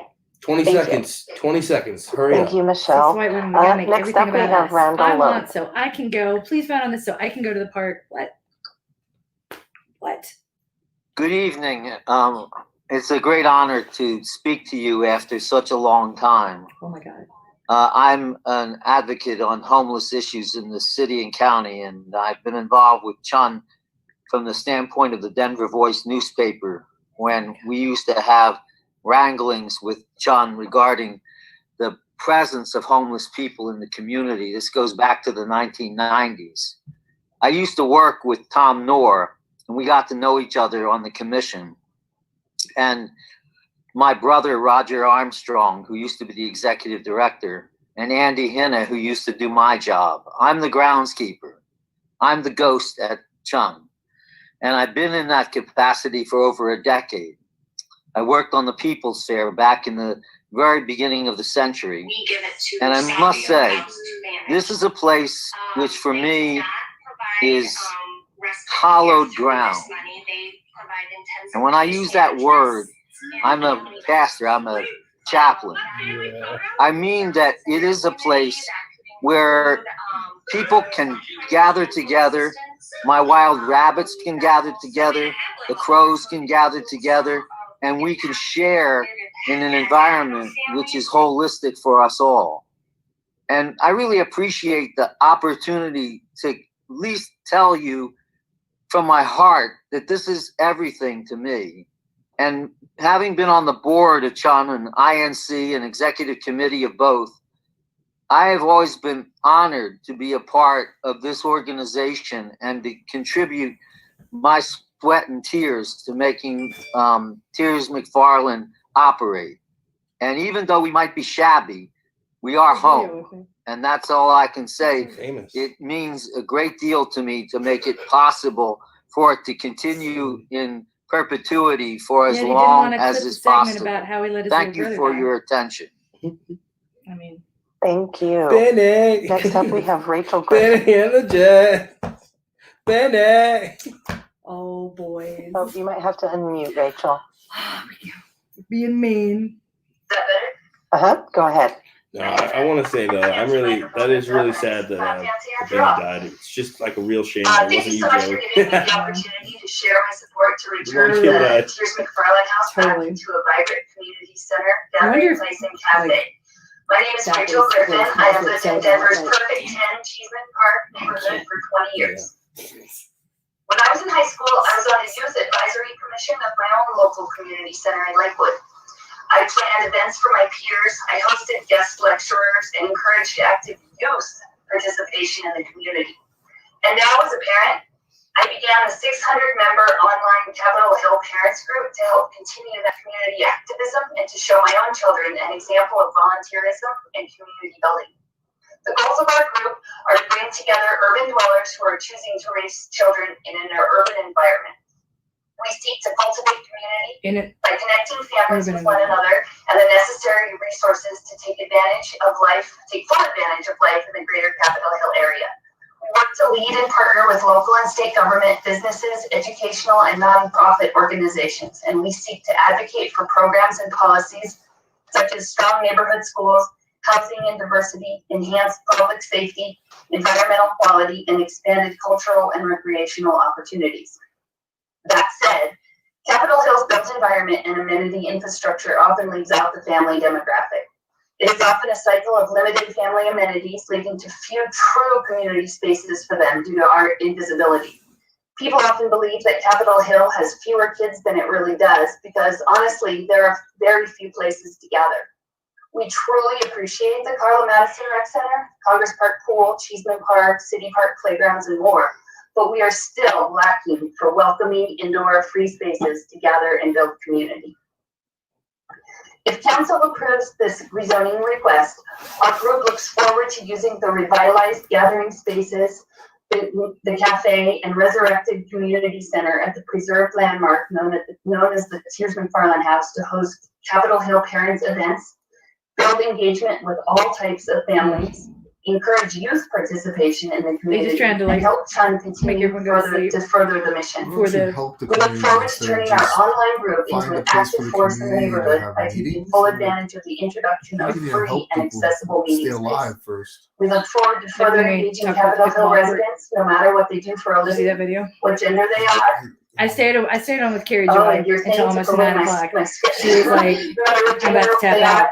Or what, and that was when, or what they look like. So we urge you an to hour-long discussion about a voice your pickleball support court at a for this proposed rezoning. site came on. And she was like, what the Thank you, f- is Rachel. pickleball? Bill And DeMaio is next. then the audience woke up as the hashtag pickleball started bringing Yes, people thank you. My name is to the Bill live DeMaio, stream. And and that's I live at 1880 Little Raven what Street. they discussed 5 months but I've into been a on the global board pandemic of with Chun homelessness for on the about 10 rise. plus years. And I was involved in the repairs and maintenance. Well, of the they were building, worried about the decibel level of during that time, and have this been tested anywhere? Do we have an idea what the amazing average part of that sound level of a pickleball court? the time that I found there was that every time we undertook a I'm like, project who cares? White or people gonna be on it, not black turned it people. So isn't that into what you want? Watch any kind of pickleball and nothing else. repair, That was their it turned into proposed much more community expensive shared than space. obviously Chun could deal with. So when we took the opportunity to partner ourselves that with because you're not white and that's City intentional. Street investors, I am white. we found that there was a partnership You're also white? that created And no one this told you? wonderful experience And my to mom's white, turn this so I'm property white. back Well, into then you need to the community center that it really wants to be. Maybe- And The world maybe- doesn't see it that way. but Maybe in that's- those I hope moments, that you one will side cancels support out the other. the And it's like, rezoning thou to shalt not allow give this up property pickleball to courts, be like protects you. to continue It's the to coping mechanism. It's how you survive. maintain its role in the neighborhood, the Cheeseman Park neighborhood. So thank you very much for allowing me to speak. I mean, thank you. We have So like Kevin pretentious Kelly. white. I mean, you gotta Google it to understand the thing. When you see every photo, Greetings, every Denver video, City Council. My name is Kevin Kelly, and I live in the East Cheeseman Park neighborhood at 12th and Vine. I was born in Denver, and my family has made Denver home for 6 generations. I'm a frequent volunteer for Historic Denver, and I've also served on the board of Capitol Hill United Neighborhoods for more than 4 for people years, who can't move very and quickly. co-chair our History Matters Committee. Since I joined No. Chun, the organization has made significant strides People with to mobility improve its financial constraints, health, support the community, advance critical issues at the city level, and bring the community became popular together. in retirement Tonight we are here to communities in talk Arizona, about Chun's and then took over the rezoning United States. for 1290 Williams Street. As co-chair of one of our enduring committees, I am passionate about preserving historic properties and activating them in creative ways. The rezoning application being considered by council tonight does just that. He really is. It will create certainty He's a around the base future asshole, and you gotta uses love of it. the property, office space, community meeting space, and I mean, added I think you amenities just like a yet to have cafe a for the platform, build a neighborhood. platform. The landmark Big things coming mansion soon. will be There you preserved go. for future Run for generations of office, Denverites, get your and it will receive MMA the license. much needed maintenance it has Oh, required for I don't need decades. a license to beat that man. Chun has engaged in community No, you do not. outreach efforts, It shouldn't be including legal. neighborhood It would be so surveys and focus uneven. groups. The levels of Meanwhile, all they outreach can and do is post engagement this are video over and extraordinary, over and over again. and we value the neighborhood feedback we have received Good to know we got over the fans. past I 3 know. years. And I'm Finally, sometimes I worry that no preserving one's listening to historic me. architectural assets is essential to maintaining neighborhood character and enduring legacy. Chun was an integral to the efforts to preserve Tammon Hall and recently endorsed the restoration and reuse of the former Cathedral Hill High School at 18th and Grant Street. We are excited to take our great work in these projects and apply it to our new home. Thus, the request for rezoning is consistent with and implements recommendations in Comprehensive Plan 2040, Blueprint Denver, the Capitol Hill Cheeseman Park Neighborhood Plan, and the 2020 East Central Area Plan. I ask Denver City Council to approve this application, and thank you for your time. One tone. Thank you. We have Vicki Berkeley up next. God.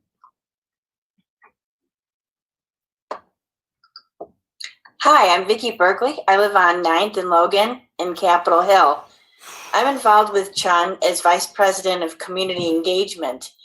I'm a community development professional and have worked for nearly 40 years assisting residents in enhancing their neighborhoods and small communities in Colorado, as well as other states in the U.S. And in 2019, I joined the Chun board and now apply my community experience to my own neighborhood, Capitol Hill. For example, with board support, I launched Chun's Seed Awards, which provide micro grants to encourage civic entrepreneurship and community engagement. In just the first year, Chun awarded 12 Seed Awards to nonprofits and individuals, providing support to projects that improve safety, promote diversity, foster environmental stewardship, and provide enrichment. Urban planners know that third places have a number of important community building attributes. The Tears McFarland House has served as a third place in Capitol Hill for decades, providing a welcoming place where everyone is treated as social equals. This third place is playing a critical role in breaking down social silos in Denver, which is so important during these times of division and fear. The Tears McFarland House serves as a place where people can gather to discuss issues impacting our city and collaborate to shape the future of Capitol Hill. Chun has supported a range of events over the years, inviting residents to get to know their neighbors and engage in projects that enhance our community. Chun has served as a neutral ground for sensitive topics, and the Tears McFarland House has provided the third place for these meetings. For a number of years, a cafe did operate at the Tears McFarland House where people could chat over coffee and a sandwich. Capitol Hill has no doubt benefited over the decades because people could utilize the Tears McFarland House as a third place where they could hold fundraising events, holiday gatherings, and a host of other activities. I'm excited about the partnership between Chun and City Street investors who have a proven track record for creating amazing third places, such as the Union Station. How are you going to challenge me to a fight and then accuse me of threatening you? McFarland House is What the fuck is wrong with you? asset and continue to provide a third place. Like, what the that fuck? is open to all. I'm in favor of rezoning and request that the Denver City Council approve the rezoning of 1290 William Street to PUD G23. Thank you so much. Oh, Thank fucking you. Jesus. We have Peggy You Rapp. challenge me to a fight and then you Thank you. can Can you accuse hear me me? of threatening you. It's Go not a threat, it's Thank a you, promise. Madam If you come President, and meet for me at this desired opportunity location to speak of to you all this our evening. choosing, Again, my name is Peggy you are gonna Randall. walk I differently, live my at friend. 343 University Boulevard in Denver, and I live and walk the Country Club neighborhood. And Yeah, Cheeseman you look Park like you is fucking really one walk of the my country favorite club neighborhoods. destinations for inspiration and a connection to our great city. I'm speaking to you in support of the Tears McFarland Mansion as an icon and treasure to be preserved, to maintain the character of historic Capitol Hill, to live on for future generations. I believe in creating something new and visionary for our Capitol Hill community. What's better planning than for our future than a cup of All this coffee, shit's gonna maybe a burn to glass the of ground if we wine, don't reform the after a police. beautiful walk None or of it bike really ride fucking around matters if we don't get systemic spectacular change. historic I know, that's Cheeseman true. Park. And that is why I urge you to vote yes on the rezoning of 1290 William Street, PUD G23. The future is now. Thank you very much for your time this evening. Thank you. We've got Bruce Coggy up next. I'm sorry, Bruce, if I mispronounced your last name. No worries. Thank you, Madam President and members of Council. My name is Bruce Coy, and I'm a resident of Denver, lifelong resident who lives at 1394 Vine Street. I am the retired executive director of the Colorado Association of School Executives and a nonprofit leader in other ways as well. I'm also the author of the Colorado Guide and Colorado's Best, and appreciate Denver's history more than you can imagine. My grandparents lived at 9th and Race. My parents lived at 12th and Race. My brother lives at 14th and Franklin. Careful, and my wife Joe and I Camp's live watching at 14th this. and Vine. You just told him where to find And Joe. we all think of Cheeseman Park as a crown jewel in Denver. It needs to be preserved, and also that the use should be open. And this project opens this up. I definitely support the rezoning for 1290 William Street. I do serve on the Chun board, and I am the co-chair of the History Matters Committee with Kevin Kelly. And I think he summed up a lot of my comments. So I'm going to zip to my bottom line so we can save you some time. This is the kind of project that creates a lasting community resource in keeping with the history of the area. It also preserves the valuable asset adjacent to the park on its northern edge. I recommend approval of the zoning request with a mindset of equity, access, and inclusion for all residents. Thank you. Thank you, Bruce. Next up, we have Peter Wells. Good God, come on. Hi, everybody. Thanks for taking my call. I guess we all do Zooms all the time. I'm actually one of the residents that is most affected by this decision. So when you saw Scott Robinson's detail of his maps, they showed 10 townhouses. They're the Highgate townhouses that are immediately I live in east one of them. of Don't you? Chun. Is that what you're gonna tell If us? I went outside and made a snowball, but the snow is not good enough to make snowballs, I could probably throw a snowball and hit Chun. So we know all too well what it means from noise and all the other things, because we've heard they sponsored weddings and things of that nature. So the biggest concern from a practical perspective from neighbors, and I'm not here representing the HOA or any of the neighbors, I'm just representing myself, is the noise, the possible, we don't want a Blake Street kind of bar suddenly plopping down next to us where they're playing cornhole till midnight and playing music. Oh my God. They're going to be playing cornhole till midnight. These are really the problems that his community is facing right now. Wow. Cornhole until midnight. I'm just a Colorado native, but I lived in New York City. He lived in New York City. You lived in New York City for like 3 weeks. Oh, tell me about it. Parks, and you can get a glass of wine in Central Park in New York, and it's wonderful. So the idea of being able to fucking world does this man live in that he goes to New York and has wine in Central Park? Will respect our privacy, but also provide a service. Same New York, like New York City? The fuck? Is there a different Central Park that this man is drinking wine in that I don't know about? No. These 10 townhouses weren't here. Yeah, the fuck? The reason they're here Some fucking beer garden in the middle of Central Park I've never seen. Close the High Street. You know you can't drink in parks in New York City, right? And that rezoning allowed us to have this marvelous, you can't even be in the parks after dusk or they'll arrest you. Live on the park, and I think this is going to be a nice addition to exactly what we're looking for. Is a great place to live. So I'm in favor of it. Yeah, he probably has. But I can tell you this: the developers negotiated in a good faith fashion the GNA. They really did.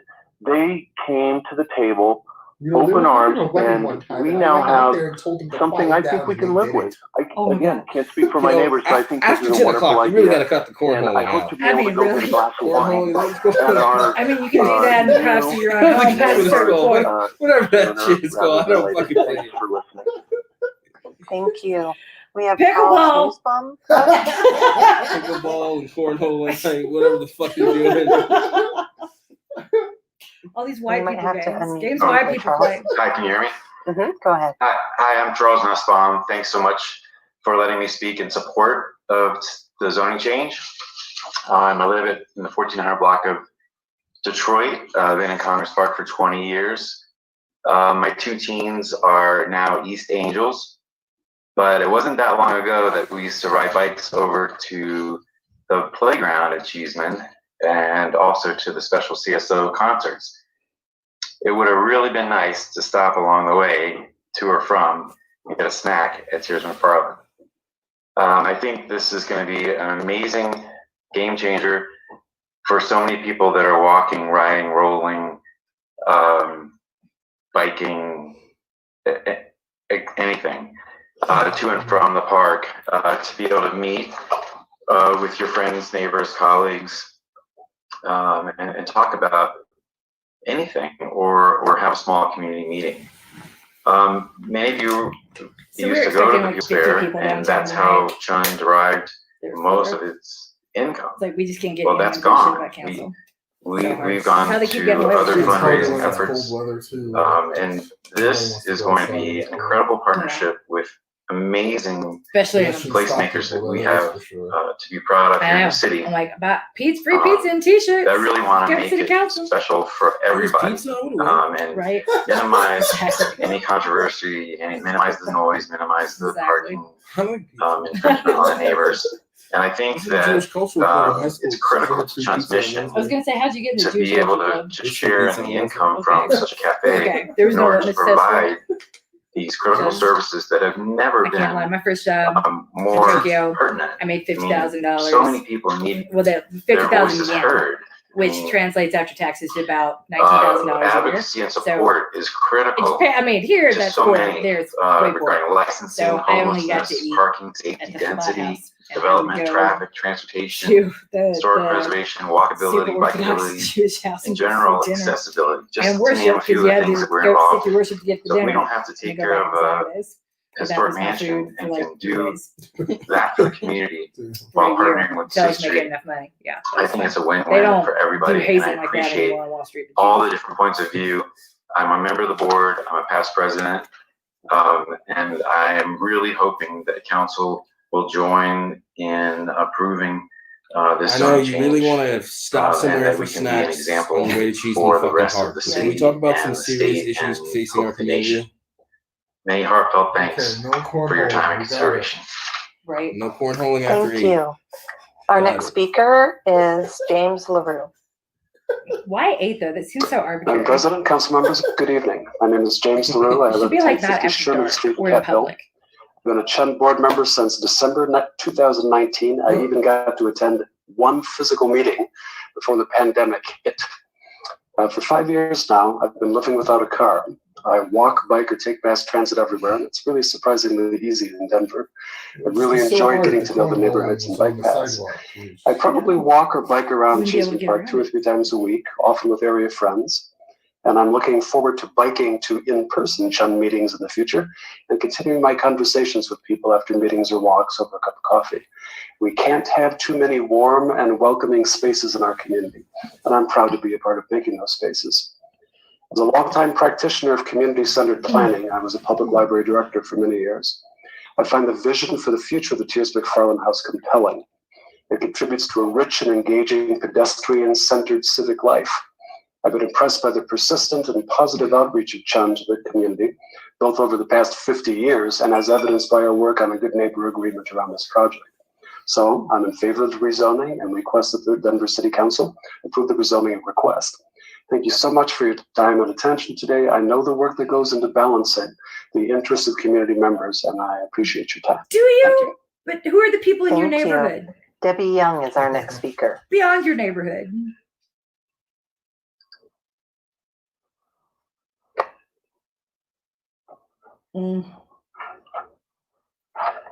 Debbie, you might have to unmute yourself.